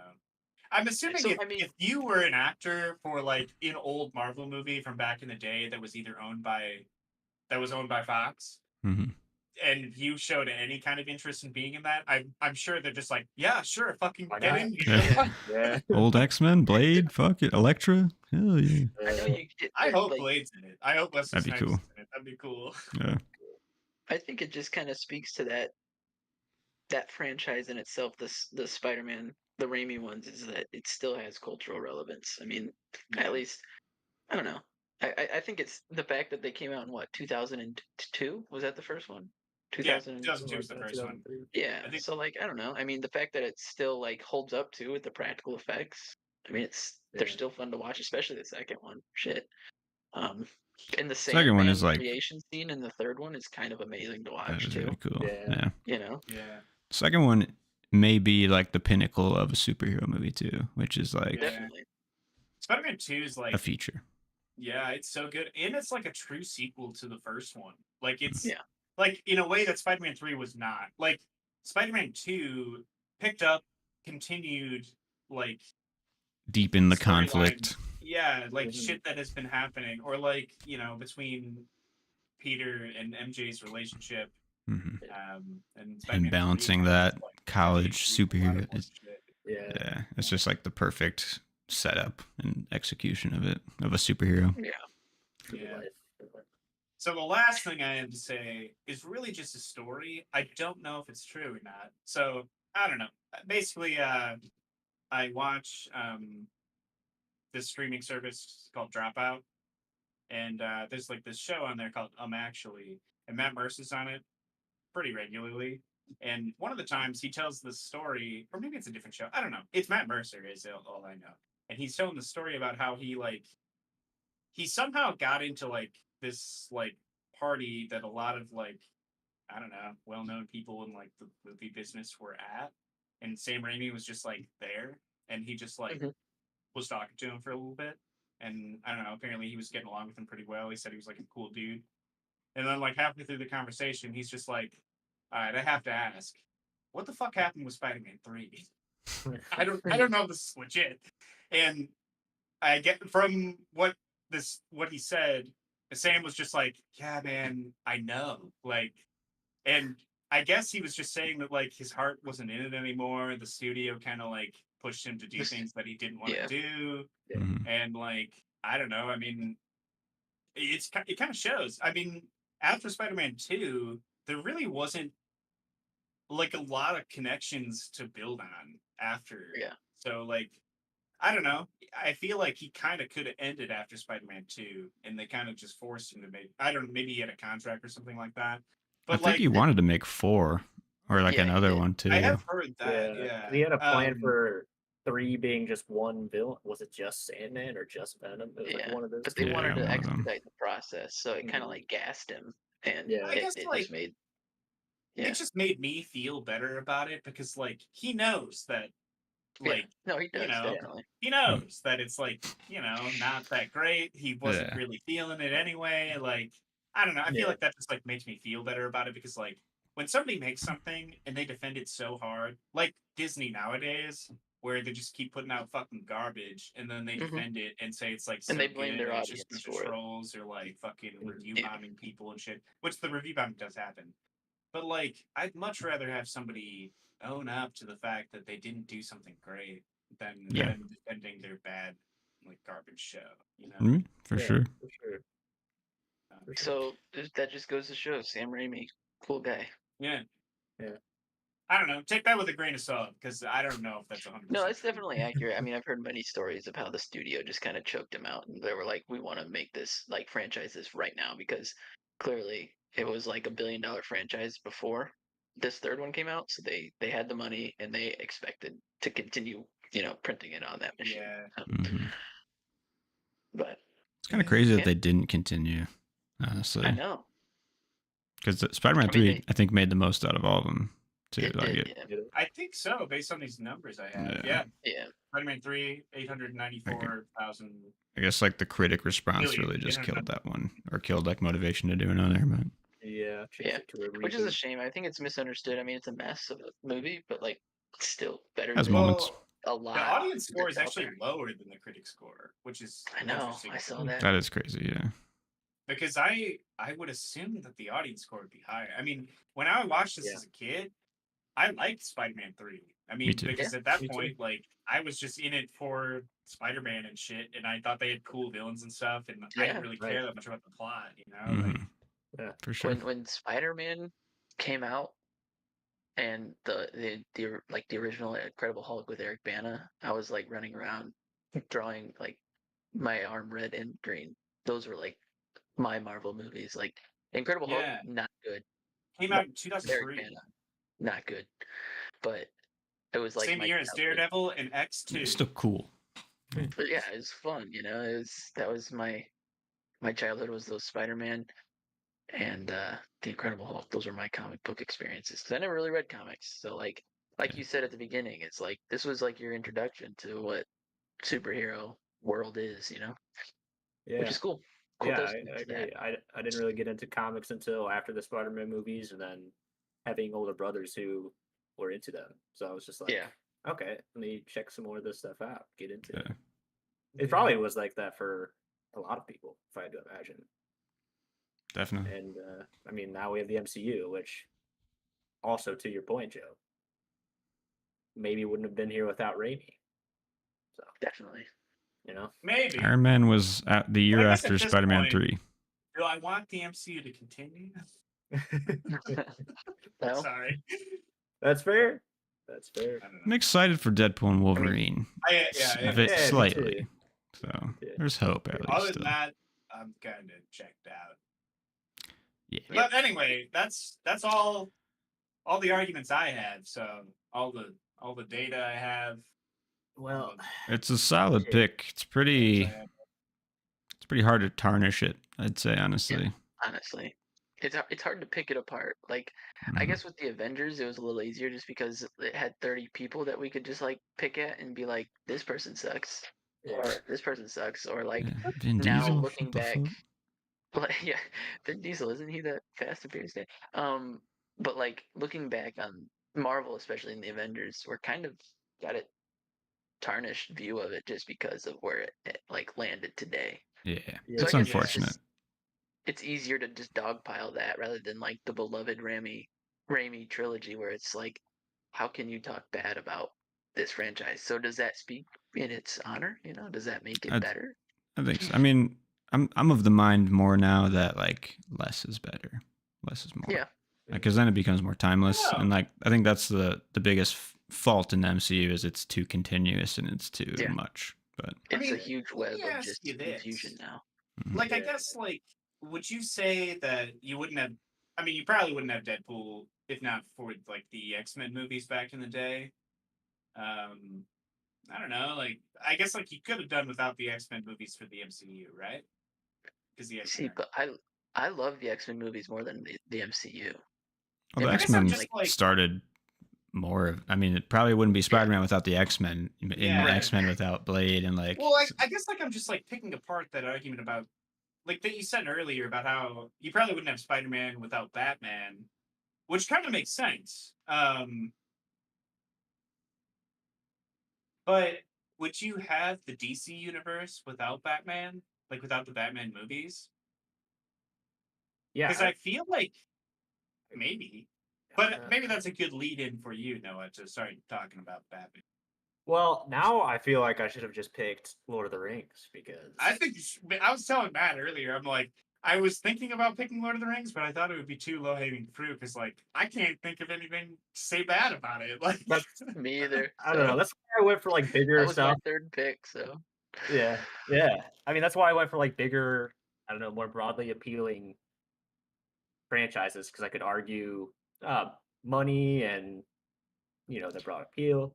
But yeah, that's kind of why I landed on Batman because it's like I said, it's got staying power. It inspired so much more after it, and I think Batman's like does this include Batman v Superman? yeah, I was just every Batman. yeah, I was Right? just thinking Batman movies in general throughout the years. If I were I mean, to get off my argument, I would get on your argument. I think if I was like to name a like runner up or like better than mine, I think Batman has potential yeah, to be Fair the best enough. franchise. I don't know. Let's see yeah. what you got. All right, well, yeah, I'm with Joe on this. I'm a little skeptical, but Yeah, I don't know. I was thinking about just arguing the Dark Knight trilogy because I think that's like peak Batman. hey, let me stop you right there. Sorry to stop you early, but is the Dark Knight trilogy, is that a Batman trilogy or is that just a crime noir with a guy in a rubber suit? Oh, that's Batman. It's Batman. Yeah, that's Batman. No, because the Batman with Robert Pattinson, that's a Batman movie. You know? Nah, I mean I think it's it just like the depends. best. I It's mean, like a that's- realistic take on it. Batman Neo-noir, too. Begins is like more comic-y than the other two movies, and then they Agreed. toned Yeah. it down for the Dark Knight. The Dark Knight. Yeah. Yeah, for sure. And I feel like really the only comic-y element of the Dark Knight is just the Joker's getup. Like Yeah. other than that, Yeah. Definitely. it is pretty much a noir, and you're following a guy in a rubber suit. I mean, Yeah. similar to Spider-Man's, the Tobey Maguire's, those are pretty realistic, Agreed. real worldy, grounded. Yeah. Yeah. I mean, Yeah. there's All right. fantastical elements, but I think that's why the Dark Knight is. I'll agree. The peak, the tops is Yeah. like it takes itself very seriously. Mhm. Sorry, Yeah. you can continue. No, I didn't mean to cut you off there. No, you're good. You're good. And along the lines of the MCU, it's got the star power. It's got Tim Burton directing the early ones. It's got fucking Val Kilmer, George Clooney. Wait, just curious. it's Which Michael ones? Keaton. Clooney. Which ones for Tim Burton? First Tim two. Burton was Batman and Batman Returns. Interesting. It's kind of crazy that it like stems from Tim Burton. You Yeah, get like yeah. the trust is I not I there feel like anymore. I'm finding but out shit. like Yeah. he's directed a lot of shit that I Yeah. or like was thought about to direct a lot of shit that I had no idea, and I'm like, why would you get Tim Burton to do that? But like, Yeah. maybe it was a good idea back in the day, in like that time. He's weird Yeah. enough to make the universe feel cool, like, but Yeah. still Yeah. like somewhat grounded enough at that time to make it I real. kind of expected you to say Batman and Robin was the one that he directed, because like I could see him That one's doing that one's Yeah. kooky with all the How villains. fucking And, weird It gets that. cartoony for sure. yeah, Is that who is in that one? Is that Val Kilmer's Batman? that's Or is Michael that- Keaton. So Michael he was the Keaton, okay. first. I mean, Understood. first of like Yeah. This is the first mainstream, two. I guess. Yeah. Right? Yeah, Batman Returns are Michael Keaton. Then Batman Forever in 95 is Val Kilmer.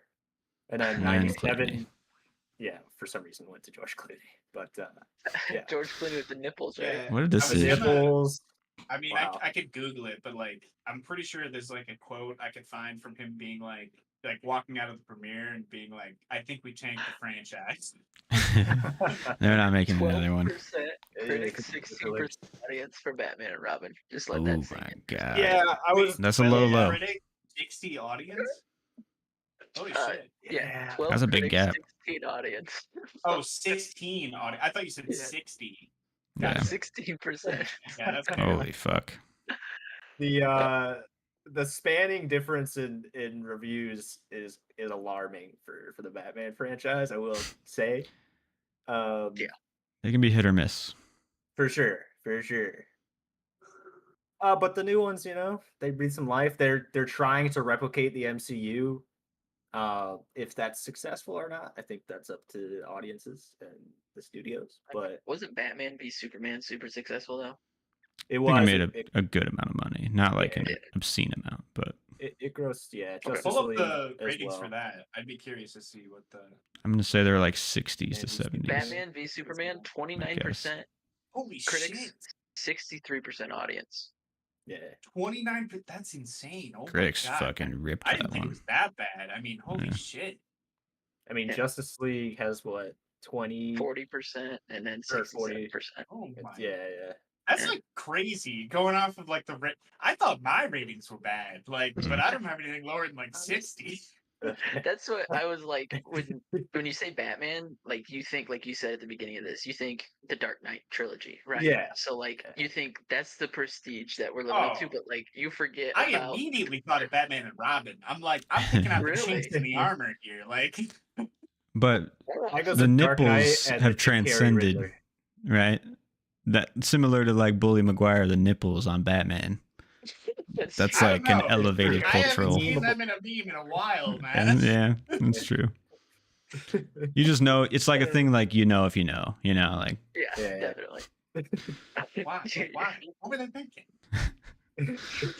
So sorry, I keep interrupting you. But No, I mean, I don't have much else to say other than, like that I already said. It's just lived on through the years. It has star power and Yeah. staying power. And Have you they keep making. seen yeah. The Flash? Yeah. Yeah, I've seen the Flash. I mean, I don't. No, Right? But I was gonna say, I mean, in the same way that Spider-Man has No Way Home, where it brought in all the old Spider-Man movies, I thought it was really cool that the Flash brought back in Michael Keaton. I thought that was, Yeah. I don't know, for I sure. thought And it was Clooney. an interesting idea. Yeah, and Yeah. Yeah. I think staying power is a good part of that argument, honestly, because it's like set the precedent for superhero stuff in the 60s and was made with a really successful movie in 2022 or whatever the fuck with Robert Yeah. Pattinson. It's still go. I mean, the same could be said for Spider-Man, I would say too. Yeah, You know what I definitely. mean? If they're all of them, yeah, for sure. Yeah. I guess the way I see it with That's all just the dangerous. stinkers that are in there, like the staying power is like the staying power of dog shit on my shoe. It's like it's on there. Yeah. I smell it every once in a while. I want it off, but sometimes it Wow. just gets in the cracks, right? So like with Batman, it's like you have the Ben Affleck ones where it's like I really want that out of my shoe. But then you get a Yeah. Robert Pattinson every once in a while, and you're like, nice. Yeah. Or you get a Dark Knight Rises. Those are like the two I can list off that I'd be like, fuck yeah, those are good. I enjoyed those. But I mean, like we're Dark not Knight, throwing in the Joker movies in here. I'm probably Well, not. That was my. I don't know when I thought of this franchise. Too, you got Joker, you got the Phoenix. His whole deal. You got Lego Batman. Yeah, you got. The Lego Batman movie That's is true. actually pretty good. Yeah. Yeah. It's pretty Is it? funny. I didn't see it. Yeah. Sarah, my girlfriend likes it a lot, so we watched. Yeah. I don't know. Yeah. Sometimes Right we watch on. it, I don't know. Will Arnett, if we're talking star power, come on. Is he a star though, or is he just Job from Arrested Development? Yeah. He's a star. He's everybody knows Will Arnett. Or if you see him, you're like, he's from one comedy movie that I've seen or something. I remember from Hot Rod. Yeah. Definitely. Fuck yeah. Babe, But that's babe. really, I mean, yeah. Yeah. Babe, So, no, I was babe, gonna no. say, like, well, I don't know. I guess it could be a cycle. Because, like, I guess what I was getting at is, like, the most recent DC universe, or whatever the fuck James Gunn is doing now. Yeah. Yeah, there's I hope guess, there, like, for sure. what I was saying is, like, do you think, or, like, the Snyderverse, we'll just say, do you think that would have happened without the Batman movies? Like Chris Nolan ones, you mean? Like, if those? Uh, If Chris Nolan's defined, like, okay, let's we just can say any do of the DCU. we can include that. Okay. I think, I don't know. No. Without Nolan's, I don't know. I don't They think. probably would have went Superman first, I think. Yeah. If there were no Batman movies. In the Snyderverse, Well, they after- did do Superman first. Well, the Dark Knight, like Noah was saying, that basically led into the Snyderverse. Definitely. Yeah. And in Okay. like tone and like intention and like let's do the Superman one. That was basically the thought in my Yep. experience, but So like get this though. Yeah. With the Batman, it was without, I guess, Christopher Nolan putting his spin on what a Batman movie could be or what he saw it in Batman. Like you have Batman from 1989, and then 3 years later you have Batman Returns, and then 3 years later you have Batman Forever, and then 3 years later you have Batman and Robin, and then there's a screeching halt till 2005, and then Christopher Nolan comes in and makes his version of Batman. So like without Christopher Nolan breathing new life into it, I don't think it would be. That's true. I don't think we would have got the Yeah. Snyderverse. I don't guess think I because was more at. I think that DC really just made their thing because of Marvel. But then you could trace that Yeah. argument back to Batman anyway, because right. Yeah, Yeah, it's definitely. a combination of the both. I think they saw what Marvel was doing, was like, oh, knowing what Christopher Nolan did with it, I think they saw the potential there. I think, and we're like, Yeah. we I mean, can- wasn't Christopher Nolan like at least like a producer or something on Man of Steel, or Yeah. am I making that up? Yeah. He was for sure. It's also like the tone. the generational thing with the MCU, the Avengers movies, like I mentioned earlier. I think with Batman, it kind of just covers everybody. Everybody knows the Christopher Nolan trilogy of most generations. Like if anybody was to pick like the Batman movies that they would say are the Batman movies, besides the Jack Nicholson Joker, everyone's gonna say Dark Knight, right? So I mean, Yeah. I think that just trumps ages there Nolan's Batman movies. So I guess that in itself says a lot for what the Batman movies could be and what the audience they can reach. Yeah. I agree. I mean, I think the weakest part of the Batman being the best franchise is some of those older ones. It's just like, You know what I think were the major biggest part of flops. Batman being the biggest Major flops. franchise is? what is it, Batman Chad? really just needs to go to therapy. I mean, True. He's got issues, really man. not a True. good role model for people. I mean, he's really not working through his issues. He's rich as fuck. Beating the shit out of people, is working Could through do his so issues. much good. He has never gotten over the fact that his parents were murdered when he was a kid. I mean, what is he True. like? I don't know, 35, 40? I don't know, whatever the fuck. He His gets old parents as old died when man he was like Batman. 8. What kind of message is that sending? I mean, Robin. Trauma. Robin's there. Robin's It all goes back to tagging trauma. along. Yeah. He doesn't give a shit about Robin. Childhood trauma. Yeah, it's Robin's true, his- actually. One Robin is Damien is his kid. Still doesn't give a shit about him. I guess like my biggest counter is just like the streakiness of the series. Yeah. But Yeah, definitely. the That's cultural imprint of Batman, I think exceeds definitely the MCU, definitely Mission Impossible, maybe Spider-Man. That's a tough one. I don't know. Yeah. Spider-Man might be. Well, I think I've always Spider-Man kind of is thought more of like accessible. them as like the two most popular respective characters, like characters Oh, in their yeah. respective universes. Yeah. Um, Villains. As far as the iconic villains. movies, I mean, I'd probably say the Batman movies would trump the Spider-Man movies, or at least like the Tobey ones, because they were around first, and there are more of them. Yeah. Yeah, I don't know. I think Spider-Man, as an IP, I think Spider-Man just It's so personally instant. Like, blows. the so fan much more base is accessible for a lot huge. of audiences too. Yeah, Yeah. that's what I think. Peter Parker as a character is so much more accessible than That's you know, why I Bruce wrote the Wayne. thing about Batman, because Peter Parker is like such a more relatable character. You Yeah. get better Right. shit out of him, like as in like he would be a better role model for people and shit. Like Absolutely. Smart guy, gets his work done, Yeah, helps the yeah, yeah. community. yeah, And then you have Batman Christian Batman Bale's just like portrayal of Bruce Wayne, where you're just kind of like, I don't like this guy. yeah, he's just Yeah. a rich kind of White He's collar. asshole. brooding. Who Yeah. hates the shit out of people. It doesn't He's feel got very proud. angst. Yeah. Got so much angst. But that's like, we want to be light. We want to be Spider-Man. There's a bunch of people that want to just be sitting in that darkness, sitting in that Yeah. fucking anger. stewing. Yeah. Yeah. Yeah, but Beating somebody in a clown makeup. Point, like Yeah, definitely. Well, that's how he deals with it, right? He just projects shit it out into people. fucking a vigilante. mercilessly, but he doesn't kill Yeah. people. Yeah. He just Right. makes them within an inch of their lives. Yeah. Right. That's a Beats the that's a weird justice. character trait, I will say. Yeah. I think that's that fair. I He's think got that's all that just anger. the Christopher Nolan ones. I don't know if that's like legit in like the rest Like of the that he Batman doesn't kill lore. people. I think he does kill people. Like I don't think. Dude, Ben Affleck's Batman's definitely fucking. Oh, He's shit. snapping necks and shit, breaking backs. Dude. He doesn't give a shit. Yeah. Yeah. Any final arguments on the bat? Other than it should have gone with the Hobbits. Should have gone with Middle Earth. But I stand firm that I think Batman. Yeah, I feel like Could you be. would have stood a chance against the MCU if you went Lord of the Rings. Lord of the Rings. Yeah, maybe. It's a tough fight.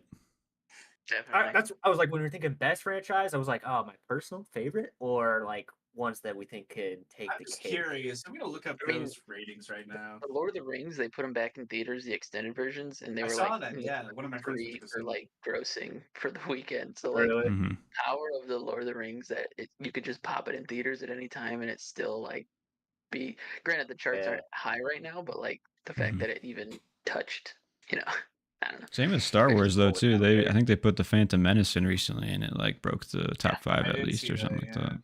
All right, so Fellowship of the That's Ring, cool. we've got 92, 95. Yeah. Okay.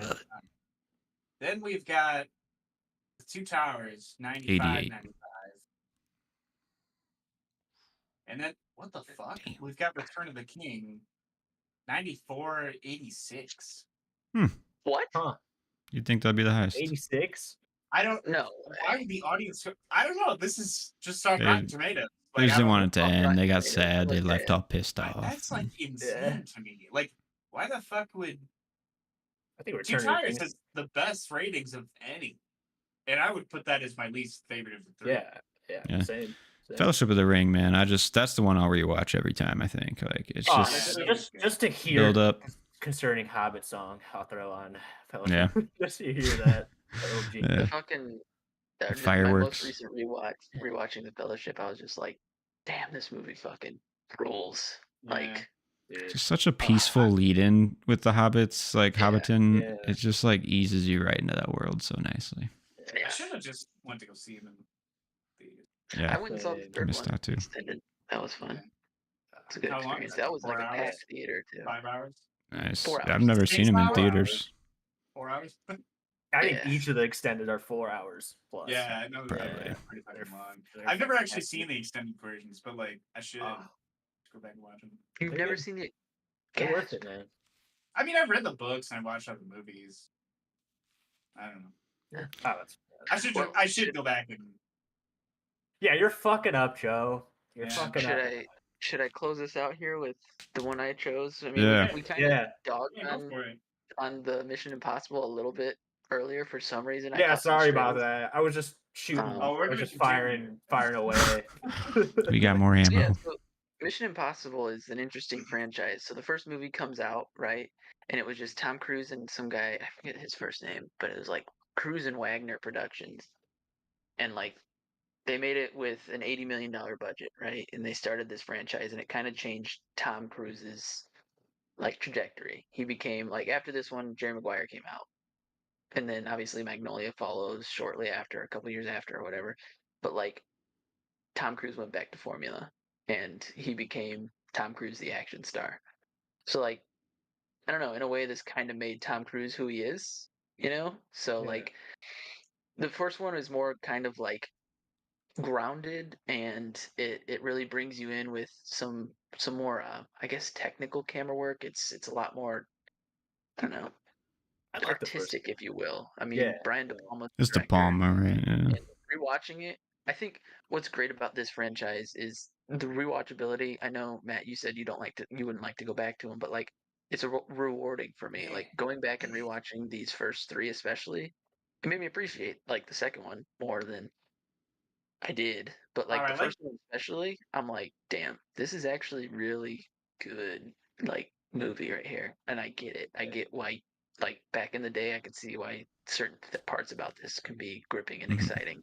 So anyway, that leads us into two, the only stinker of the 7 movie run right now. Okay, only one, and even so, it being the only one, it's got 56% Rotten Tomatoes, 42% audience, 6.1 and a 59 on Metacritic. 59 is the same rating as the first one, which is a little bizarre to me Hmm. that it's the same. Letterbox is a vast difference in the rest of them. It's a 2.6 for Letterbox. But John Woo, rewatching the second one, I'm just going through these real quick. Sorry. John Yeah, I Woo don't even really took over on remember this the one. second one.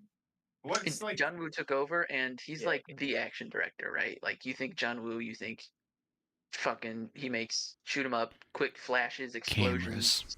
Yeah, cameras doing flips and shit. Tom Cruise became even more of an action star because that scene at the beginning where he's hanging free climbing, right? So then you're like, so Tom Cruise is actually crazy and a badass, right? He gets the sunglasses or something, right? And they Yeah, blow and they up blow or up. something at the end. Yeah. Yes. Number 2 so, has the epic image of Tom Cruise like over a bike or some shit, like whipping his gun, like fucking like, Yeah, I feel like too. and then it Well, cuts they to were it just, like, again, They were just like this like trying too twice. hard to be James Bond. Yeah. Like, What's up? because I feel like he was like a carbon copy of a Pierce Brosnan James Bond movie. It definitely has a completely different vibe than all of them, and I think it's Yeah. I don't know if it was John Woo's editing or if it was like something in production where they were like, we need to do something different here, but it was definitely a different vibe than the rest. Mm. And then it kind of came to a halt in terms of like making these. Tom Cruise kind of put on the brakes a little bit, and then the third one came out, and it kind of gave it that heartbeat back, you know? But then when the fourth one hit, that's when the magic happened. And that's when the ratings kind of shot through the roof with Ghost Protocol sitting at a 93% critics and a 76% audience, 94% for Rogue Nation, 87, 97 for Fallout, 88, 96 for Dead Reckoning, 94. So, like, from that point on, we're hitting all 90s in critics, right? So, from Ghost Protocol on. But Audience anyway, had to catch up. Yeah. So moving forward with those, or with my argument here is, I guess the big draw for me with this was I thought it was rewatchable for everybody. I guess it's not really accessible, but like for me, similar with the Raimi, it was like I remember moments when I watched like the Spider-Man trilogy. I could think back and hit those nostalgia moments. Same with Mission Impossible. I remember going to the movie rental store in Kankakee, and we would rent Family Mission Impossible. Video. No, this is just a weird one in the corner, like downtown Kankakee. But like, Yeah. I think it was no, sorry, Moments. I'm getting them mixed up. Moments, and it was like on a corner of a street. Anyway, but like we brought it Key home. Bradley, We rented Riverdale. and like Four Brothers around the same time and stuff, and it was just I remember it playing in that sequence where Tom Cruise like he graduates from Ethan Hunt, like normal spy man, to Ethan Hunt superhuman on the bridge where he blows up and he slams into a car and he gets up and he's fine. Mhm. That sequence, like I played that in my childhood. Like I reenacted that sequence constantly. And then Ghost Protocol comes out, and one of my most rewatched movies. And that's when I was like, I'm in until the end here. So, and honestly, for me, the series just gets better as it keeps going, which is hard to say for a lot. I mean, Batman, you have a mixed bag. You know, you got some stinkers in there, quite a few stinkers, if you ask me. MCU is a little bit more steady with the quality, but like it kind of depends on who you ask. Like if you ask me, there's quite a few stinkers in the MCU. Raimi, I can't really say much, but they progressively get better, and the stakes get more and more intense because not only is it practical, that adds to it to where it's like is Tom Cruise going to die? So you have stakes in the movie that they're ratcheting up in the movie, but you're also thinking like, oh my God, we might lose the last action star ever, right? So that brings me to our action star moment here. Tom Cruise. He's been a leading man for 40 movies. Domestically, he's made $4 billion. Internationally, he's made $6 billion. Worldwide, he's made $10 billion on just his movies where he's a leading actor. Now, that's crazy, right? Impressive. Anyway, I thought that was crazy numbers, right? I It's mean, pretty $10 impressive. billion?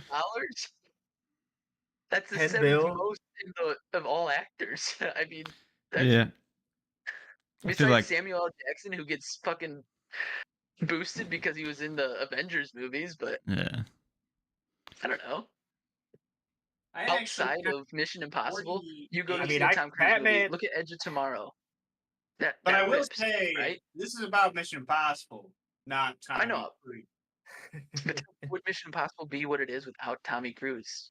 Which goes back to Jeremy Renner was supposed to take over, but he couldn't. Yeah, he I didn't have actually the saw team. an article where like he asked them, or like he refused to be in. I don't know, because he's just not in. Like he's in 4 and 5, right? And then he's not in 6, or is he? He's like Is- lesser. He's Think like so. part of the Yeah, part after of like Fallout. crew. From what I He has, read, like, he it makes sounded like calls he in Fallout. refused to come back because they were going to kill off his character. Mhm. Yeah. Oh, Which, if you ask me, what else this series or this franchise birthed is one of, I would say, one of the best currently working directors, which is Christopher McQuarrie, especially for action franchises. I mean, Christopher McQuarrie and Tom Cruise, obviously, they have this chemistry together, but like, no one, at least in my recent experience, it's hard to make an action movie like this over and over again using the same formula, but making it just as entertaining every time. I don't know. I think Yeah. that speaks to the series in itself. I mean, normally it would get stale, but the Every fact that time. it's, I I mean, would say so. Yeah. I mean, Fallout is a 5-star movie, and that's the 6th in the franchise. You know, that's the Yeah. I best think of the it may have franchise. peaked Besides Look, Ghost Protocol. there. I will say that I agree with you that they do get better and better. 1 is okay. 2 and 3 are not very good in my opinion.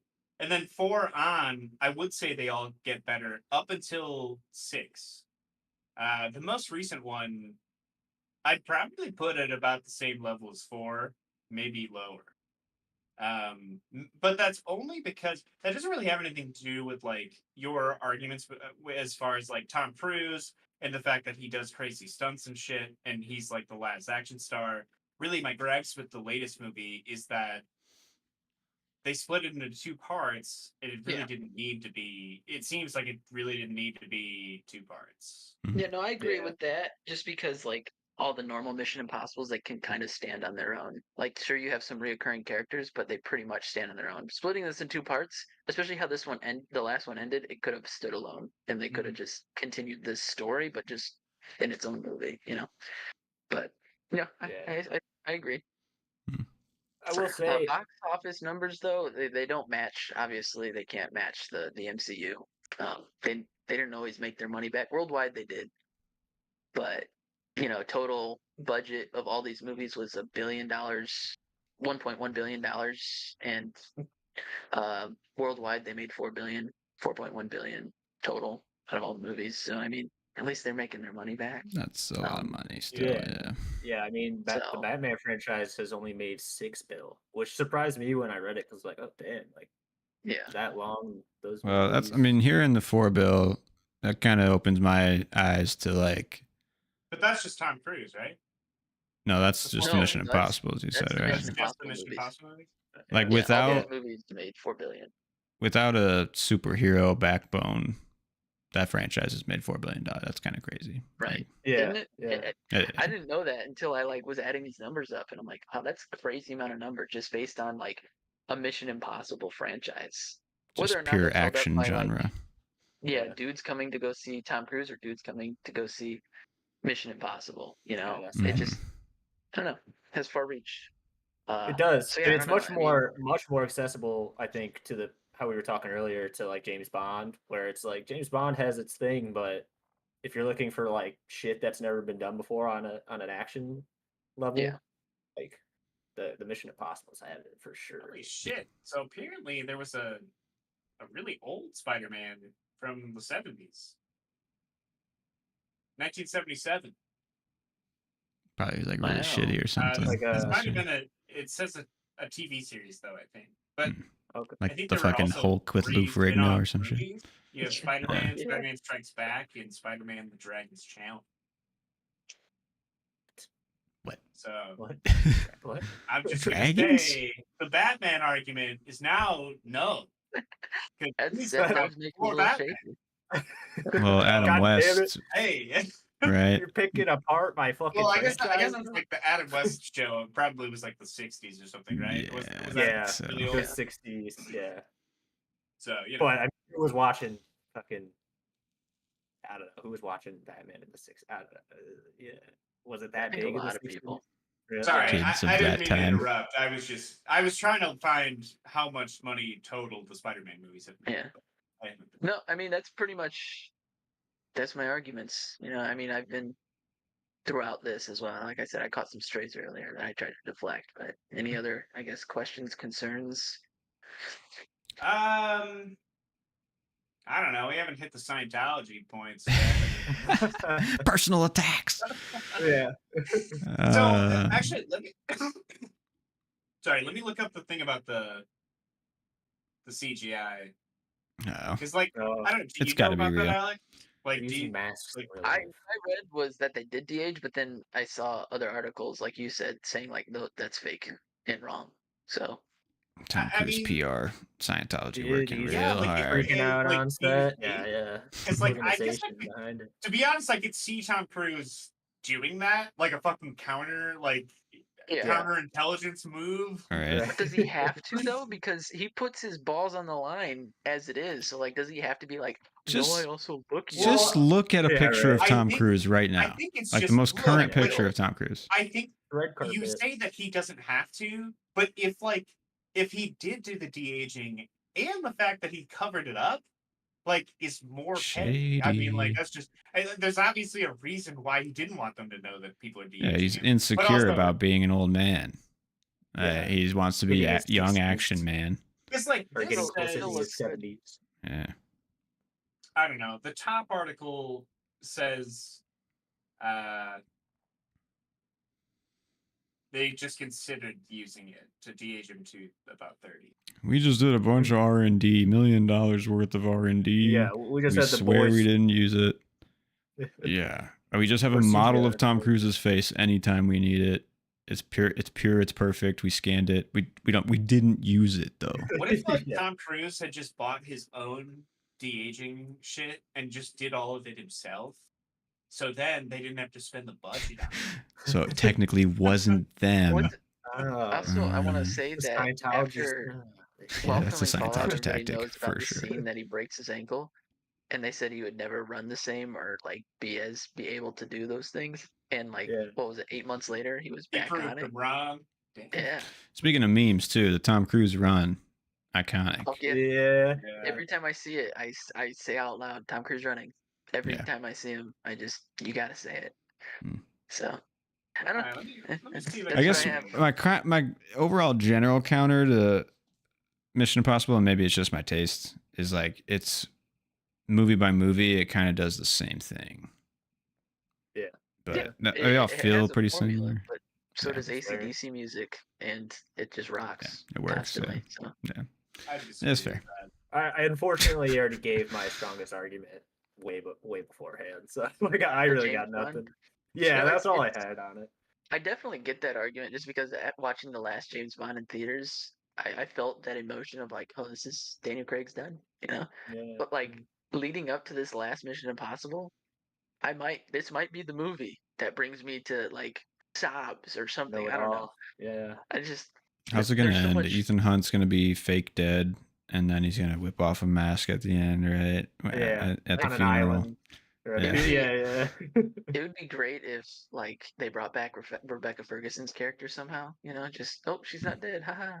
She was a great because So, addition. from what I've been Yeah. reading, like it seems like the general consensus is people like we could like look at the end of a movie possibly maybe to find some shit, but like it seems like it might not just be straight up de-aging software. It might just be like slight CGI to cover up like I don't know some fucking wrinkle shit. Yeah, like very. We just fixed the stuff. imperfections. I mean, dude, Yeah, we could yeah. do a fucking side by side comparison of like him how he looks in the Mission Impossible movies and him how he looks like in real life, and Do they it. don't look the same. Yeah, the man's like a wrinkled, like fucking he's not husk. that wrinkled. What? I'm Yeah, looking at him right now. his He hair's looks all pretty raggedy. He wrinkled. looks like He it's a look- wig. He doesn't look like. I mean, I don't know. He doesn't look normal. I'll say that. He's been doing compare him to, something, man. Top Something Gun. weird. Is he Yeah, any different in Top Gun than The thing, Maverick? the thing I heard, and maybe read somewhere, maybe made it up, is that like he has like a deep fake model now that they can just basically put on his face, where yeah. it's like constantly making him I look remember better, or reading cleaner. Like, yeah, Yeah.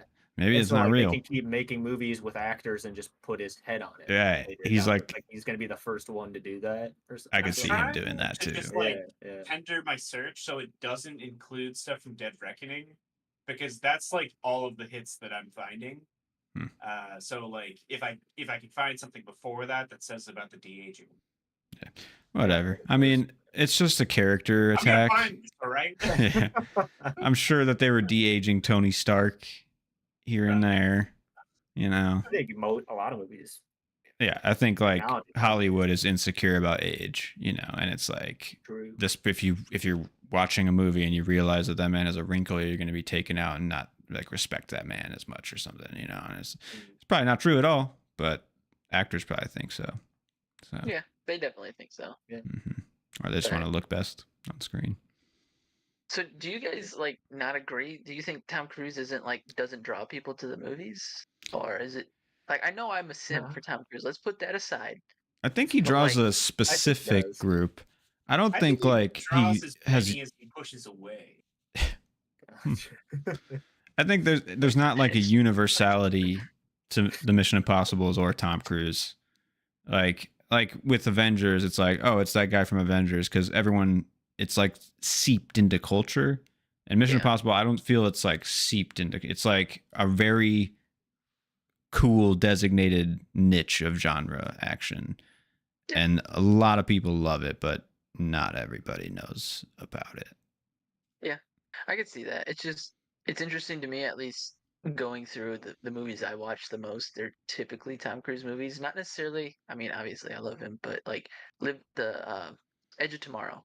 I remember going to see that and like it being like a really good movie, and I didn't yeah. expect it to be good. I expected it to be like kind of corny and fun, but like it's just a really good movie.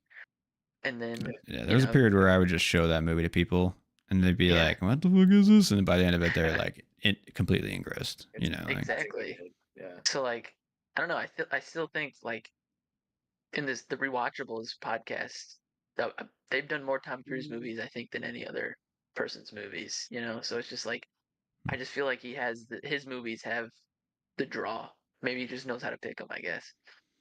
Maybe it has nothing to do with him, and it just has his agent all over it. You know. right? I don't know. There is some enigma power. I think he's just like this perfect, right down the middle, 50-year-old white man. You know, like, and that like young people can be like, "Oh, that looks cool," and then old people are like, "That's my guy," you know, and he's just hitting the sweet spot in culture. So, Even looking back at like Risky Business, I watched it for the first time 2 years ago, and that movie was like, I'm like, wow. Like Tom Cruise aside, I see why it made him like who he is, but like that movie itself was like, I'm glad he chose. Like he had moments in his career where he actually like chose movies where he would act. You know, like Magnolia or Jerry Rain Man. Maguire or Rain Man. You know, Color Money, and it's just like Risky Business was just that was a life-changing movie. Like after I watched it, I'm like, this is actually like not what I expected out of a movie. I expected, see it still. obviously Tom Cruise being silly and dancing because that's the meme, but like it's more than that, and it's just a really good movie. So I don't know. So, do you guys What'd know you about some find? kind of Tom Cruise deepfake TikTok videos? Yeah. Joe, you're down the Yeah, rabbit Yeah, you've hole. gone way down the hole. No, here. I don't know. It's just it says I don't know. Tom Hanks and Robin Wright to be de-aged with Tom Cruise deepfake tech for a new movie. In this rabbit hole, Joe, have you come across the theories of him and John Travolta being an item secretly? No, but I can see that. They're both into Scientology, right? Yeah. Once you hit that in the rabbit hole, that Tom Cruise is secretly gay, and that's why he left his wives and he ran off with John Travolta, and I don't I know. buy it. That's a hole to get into right there. I've been Yeah. there, man. I've done the research. I Nah. don't know, but it sounds like he has some kind of de-aging tech. Yeah, Or that's what I'm saying. maybe it was It's like somebody a else. specific. I don't know what video they were like. You know what the tech is? It's called Ron L. Hubbard and his many Bibles that you can buy in tiers. Let me give you a pamphlet, and maybe we can. He's de-age converted you. together. Shit. Whoa, hold on. Let's just get sketchy. That Joe, seems don't. sus. Yeah.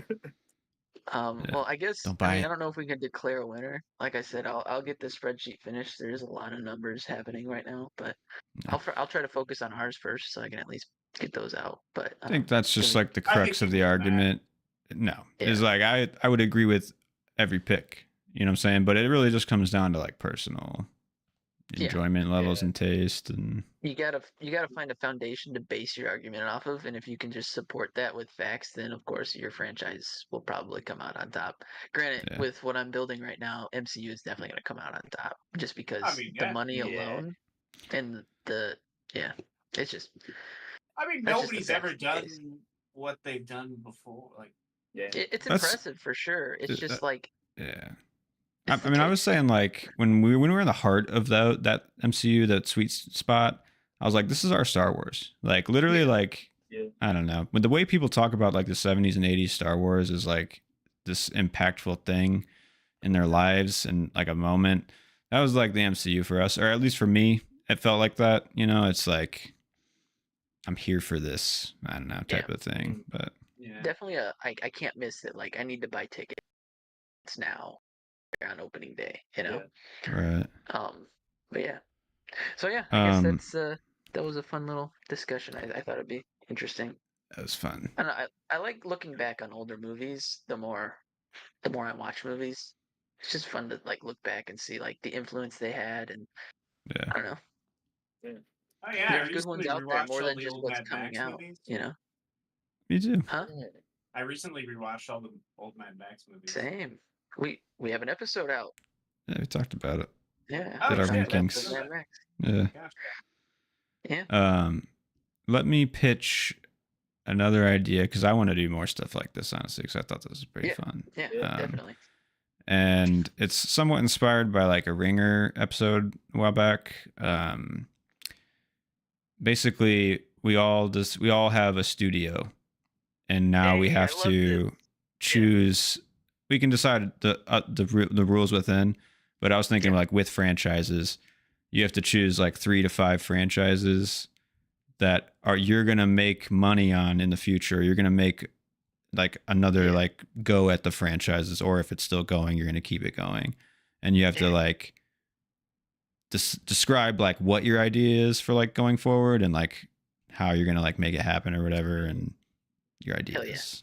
I like the sound. I'm glad. I was gonna ask you if you watched that episode because I thought it was think that would interesting. be fun for us Yeah. to like maybe each build our own sort of studio. I don't know. That was just such a cool idea. I So, really It liked was. Yeah. Yeah. The franchises they pick, are they like existing franchises, or is it just like something that they think? The way that they did from it, some other kind of media. they got actors. They picked actors that they wanted to have in like their deal like or be their whatever. stars. Yeah, so you could like always use them if you needed to. Then they picked franchises, and I forget they had a couple other things they decided on. I'd I like to don't just remember. interject real quick and say that Sean Fantasy picked Tom Cruise, even though Tom Cruise is old. So, my boy, thank you for that. Yeah, he did it out of love. Absolutely, and I would do Yeah. the same fucking thing. Yeah, but something like that could be cool. I guess we could decide Yeah. what all we want to pick or whatever out of it, but Yeah, it'd be fun. if you write down a good like foundation and rules and guidelines, I think that'd be fun to Ooh, write up. That'd be yeah, I'd be down. sweet. But And before we then sign off, though, oh yeah, something else. Go ahead. no, just like if you have any other ideas after this one too, we should just keep doing Yeah. it. I think it's a good dynamic. I mean, it was fun to just I don't know chat about this kind of stuff. Yeah. Going in depth on them. Yeah. Yeah. Yeah, it was nice. So I do have a question before we sign off here. I noticed that Joe and Matt, you watched I Saw the TV Glow. Oh, Please make me like this movie.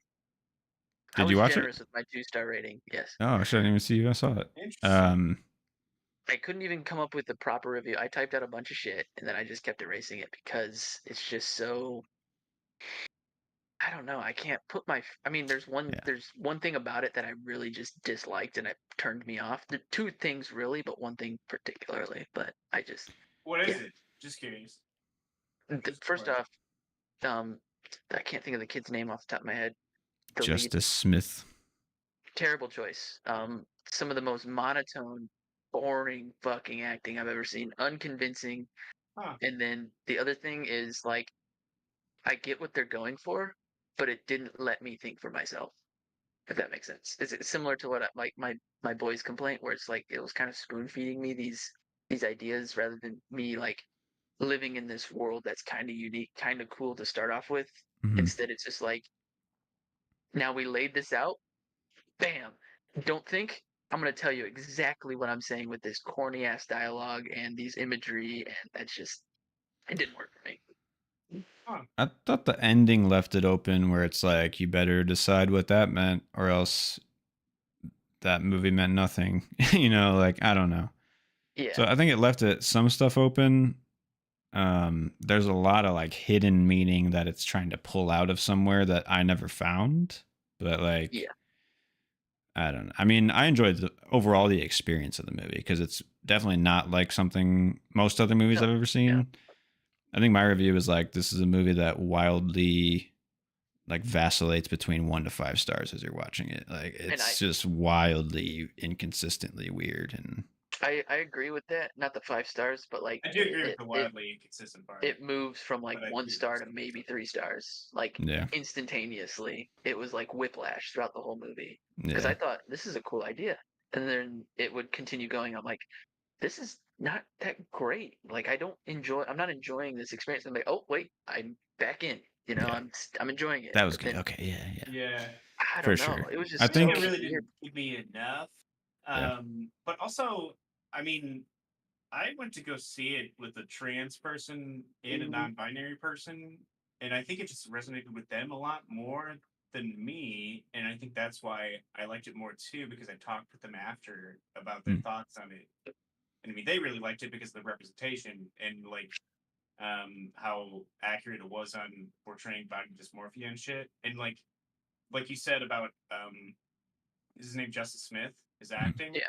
Like I think that was on purpose. Like I think that was intentional. That's what I couldn't decide. I couldn't decide if it was supposed to be like, because both of them were monotone and like lifeless. Yeah, and I could see think it being just like supposed to be like that. But I could see didn't that really argument. See either of them in the other way, like where they weren't exactly. Like that, which I feel even like when they he was probably happy as his real self, it was still monotone Justice Smith. You know, so it was just kind of like I don't know. Like I think they definitely could have showed her like in a situation where like she's like happier and has like is the person that she wants to be. I know for him it was like a different situation because he kind of like gave up on it and then he's like trying to find found it at the end of his life, or he's just now starting a new phase of his life at the end of the movie or something. Yeah, that's kind of what I got. But I do kind of agree. It was definitely fucking out there and weird. A lot of times you're just like, what the fuck is going on? How is this relevant? Yeah. I think also what I don't know. I mean, I really liked about it is go ahead, Joe. No, I just like think that all around my opinion of it, and I think like just my view and rating of it was mainly just reflective of just who I went to go see it with and the impact it had on them. That's fair. And also like after seeing it, I know you say like it's like spoon feeding you this stuff, and I definitely agree with that because like most like Disney especially, most people are just like spoon feeding this kind of shit to you in a way that's like really shallow representation. This person, like the director, is trans. I mean, so this was like intentional. But like, fuck, where was it? Seems more genuine than some of that other shit. Like like I think that it's either for like, it's for the people that it's representing, or I would like to think that it would be for like the people who are like are against that kind of representation to show like what it's like for like a trans person. I could see that. I guess I don't know. I feel like people like to be treated a little bit smarter is all. And I guess that just rubs me the wrong way where I agree. Because like they definitely like just totally revealed like they left it not even up to interpretation. Like you just know that right. I think from also the first image, I mean the parachute alone is like, okay, so that's what this kid is going through. Because that's the flag. So it's just like I know immediately what this is representing and what it's like trying to tell us. But I didn't need that. I mean, I get the imagery is a little bit more subtle, but then like you said, it completely reveals it to us halfway through the movie. So it's just kind of like, okay, now it's for sure. Like before it was like, oh, okay, it's subtle, the flag, fine. But then when it completely pulls off the covers and you're just kind of like, oh, well now I feel like they're treating me like I'm too stupid to really understand, or think about it. So. Yeah. And I don't know. I mean, like, because I was trying to think, like, after this movie, like, the people who are against that kind of representation, are they even gonna like get what's going on? Like, yeah, they're not gonna care. I don't think so. Yeah. So, like, I don't know. It's such a cool idea, though. I don't know. That's why I was just kind of like really like pulling for it. Yeah, maybe a little more. Yeah.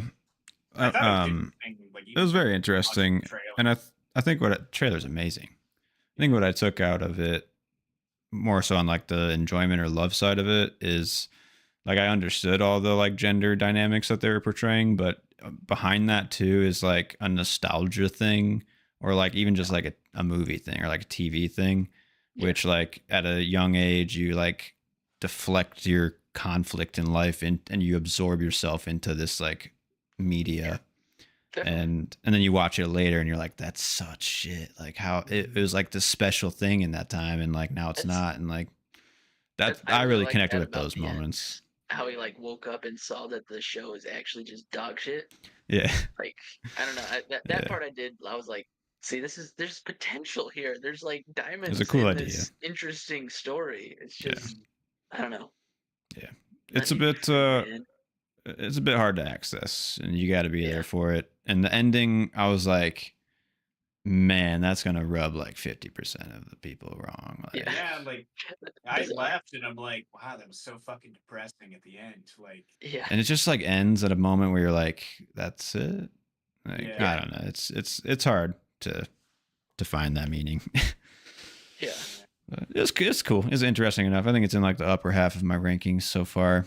Kind of mid upper, but it was weird because like before I went to go see this, I had like read one article about how this movie was like terrifying or like really fucking scary.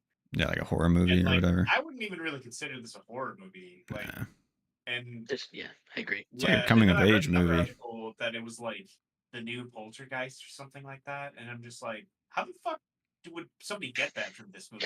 Like some of these critics, who's paying these jokers? Like, what are they talking about? The poster, I guess, is like the biggest homage to it because it's like a figure in front of a TV with the glow, but like that's kind of where it ends, honestly. It's a stretch after that, Yeah. But I mean, I don't know. Bare minimum, enjoy it because it's a little bit more unique than like the other schlock. That's how I look at movies nowadays. I'm like, that was interesting. I mean, Yeah. shit, I didn't even know what to like. Speaking of the genre, I didn't even really know what to categorize this as. Like, I don't know. Sci-fi, There are coming of some age, horror elements. drama. Yeah, there's some like weird sci-fi, fantasy Yeah, elements. fantasy. Like, yeah, coming of age, or maybe just drama. Yeah. I would say drama coming of age over anything, to be honest. Yeah. But yeah. Anyway, I was just curious. You know, I felt like my experience with it was a lot different than a lot of people. So Yeah. I'm I sure. was at least actually when I was curious reading like, what things. other people had thought too. So I'm glad. Yeah, that's gonna hit people wildly differently. But boys, I did see a 5-star movie this year, Inside Out 2. Yeah. Cried I like saw 6 that. to I 8 saw you really times, dude. excited. Crazy, Dude, man. that's killing it. Box. Like, I don't know how high was that Yeah, on it all is. of you guys' lists. I think it's like top 3 or 4. I think mine was like number 6 I or was gonna something. say Yeah. 5 or 6. Because like I think it's gonna be It's gonna be possibly top pretty high. 3. Like, because I mean, it's doing pretty fucking good, right? I think I so. haven't seen the first one, so I don't know if I I'm gonna actually give it just a watched the First one's first one good. like a couple It's weeks so ago. good. It's pretty Second good. one Yeah. just as good. But Bad Boys or Die, that shit's making a lot of Oh, I money heard- too. Oh, Yeah, I really? heard that's I knew that would make money. I I knew should that have put would it on my cash out. list. It's on my Didn't. list, Okay. but I put it low. I put it at like 8 or something. I want to That say might be mine's good. in the 7 range, but yeah, Hmm. it's. I don't think it made I it. knew it would make it. I should have It's known. just it has that pull. Yeah. Dude, but Yeah. the rest of my list is like fucked. I should have put Deadpool and Wolverine higher. I should have put that as like just number 1, to be honest. I think I that's have one the of fucking like, Crow I at number agree. 2. Like, I'm Oh yeah. fucked. Yeah, That's that's like, fucked. what was that? I'm hoping. I don't know about Twisters. I'm kind of getting worried that Twisters put might that as- not. Oh, yeah. Like, Yeah. That was on I'm mine. so worried about my list. I think after Hitman, I think Twisters is gonna pull a lot more. Yeah. Just because like I Glenn saw that Powell the- has the juice. Yeah. I guess this will be a good test to see if he does. Yeah. Yeah. Was that's true. Hitman any good? Have you guys watched that? Fuck Like, yeah. That's Oh, like yeah, it's one of my good. favorite movies this But year. is it like only on? I saw like the reviews. Well, mainly just from being on Rotten Tomatoes. It has pretty high reviews. Okay. Yeah, it's on Was Netflix. that a Netflix one? Because I got rid of my Netflix a couple months ago because I just figured I don't know. There's not really anything that I go there specifically to watch right now, and That's fair. Probably not for a while. Oh, there's a cool website that Yeah, you they can got the sail to Netflix if you shit. like. Yeah. Yeah, I think it's I'll show you the map. in the chat somewhere in our Yeah. in our group. So As soon as anything gets on any VOD or streaming, it's on there. So oh yeah. I'm it's a probably gonna great watch place to If journey soon, to. just to see I what saw that that's that was on like. there. Yeah. Yeah. That was on my list. I actually started Boy Kills World last night. Yeah, I started way watch that too one. late, but like I'm kind of in on it. Like I'm having fun Yeah. so far. That one I was like, this is probably gonna be like kind of a shit action movie. Let's watch it. And then I was just like, Yeah. and then like by the end of it, I was like, that is like one of the freshest action movies I've seen in a while. Like that is, I don't know, it's cool. So far, it's like the voiceover is just Mhm. kind of awesome because he just picked a voiceover. I don't know. It was just From like a video far. game or whatever. Yeah. I'm in. I'm having fun. It's So cool. Yeah, it's fun. It's not taking itself that seriously in that movie either, Yeah, which exactly. is nice. Mhm. Sam haven't- Raimi produced, by the way. I Actually, haven't I didn't even seen know it yet. Man's got good I was taste. gonna go see it a couple weeks ago, but what did you guys think of Furiosa? Favorite I liked movie it a this lot. year. That was so good. Good.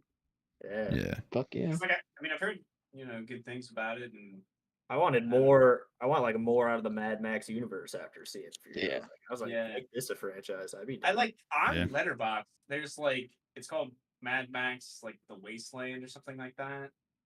And It's I think supposed it's to be another Tom Hardy one, but we'll I see. don't think that's so. what I heard, but yeah, I don't think. Unfortunately. I don't know. I don't know.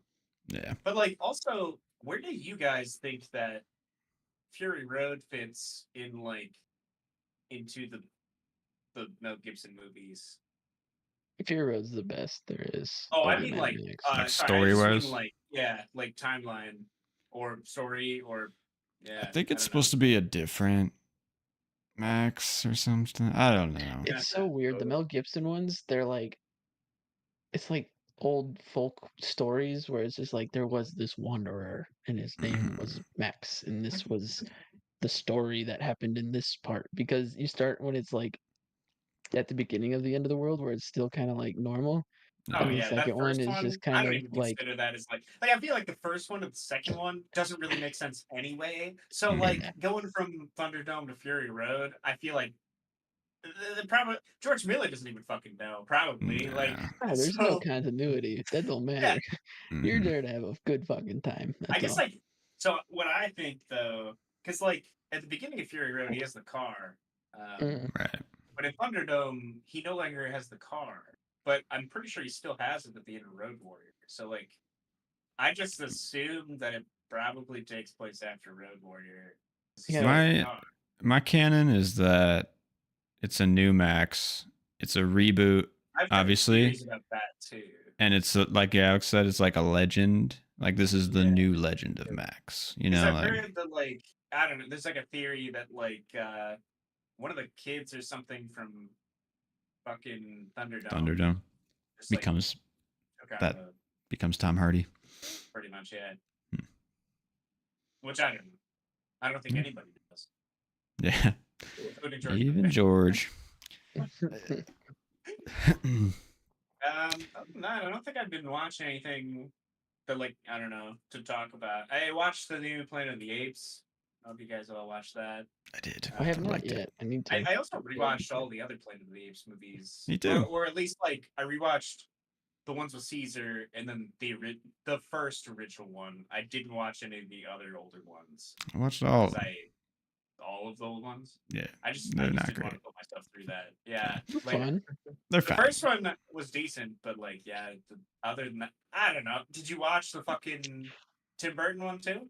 No, I skipped that one. I have seen it before, but I haven't seen. Yeah, it's been a while. Yeah, I really didn't want to watch that. Yeah, but that new series, man, that's arguably one of the best franchises of all time too. Like, honestly, it's so good. I mean, it's on my list, my long list here. I have a long list of franchises, and it made the cut. So yeah. Talk about like well-made, taking it seriously concepts, expanding on like the franchise. That maybe is like the best reboot. Yeah, done. Yeah.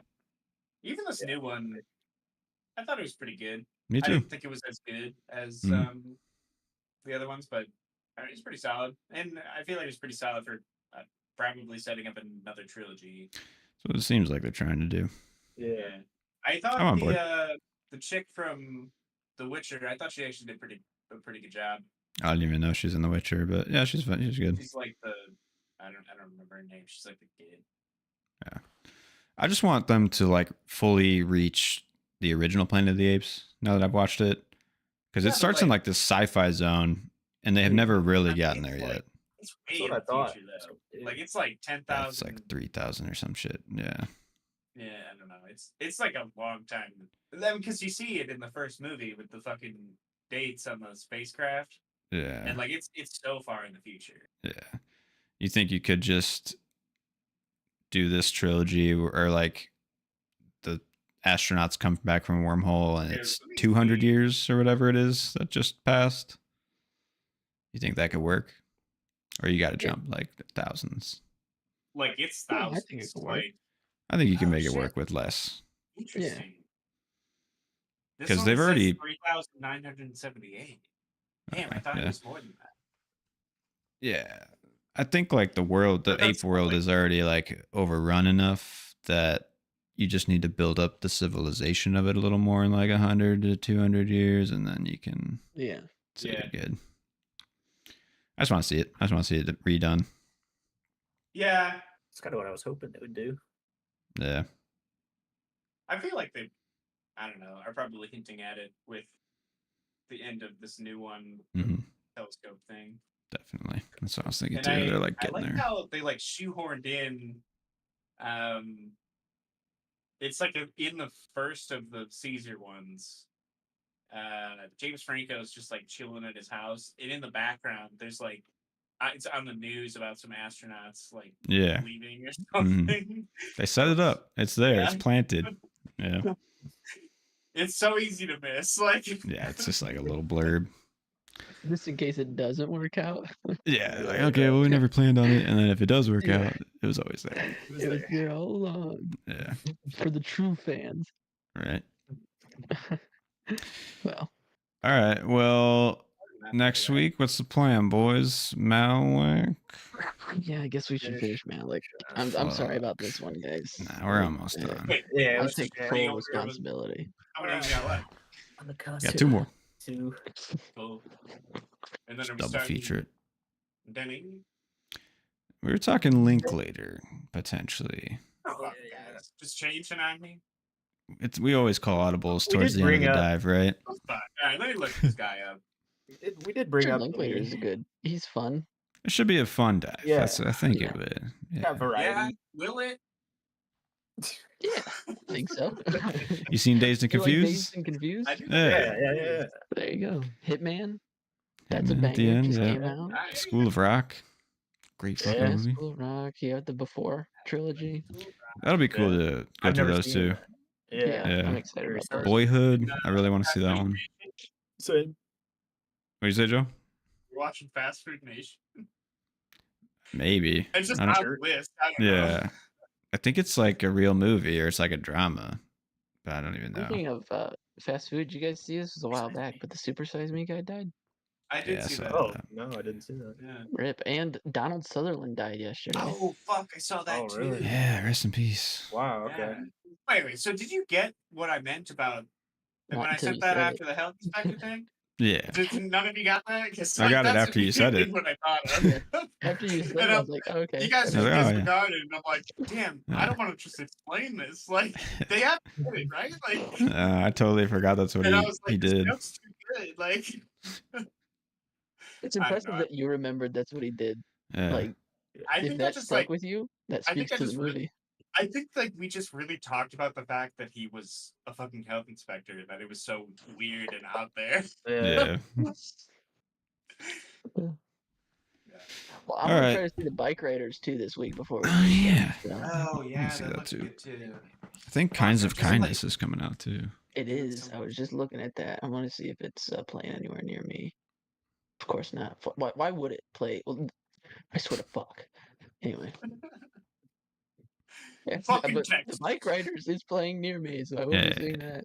Nice, nice. Yeah, that did look pretty- Man, I was watching the trailer for it, like right before I saw the TV glow, and I feel like at the beginning of the trailer, Tom Hardy's just like forming the gang, and he's like, "Why would I want to be a gang or whatever?"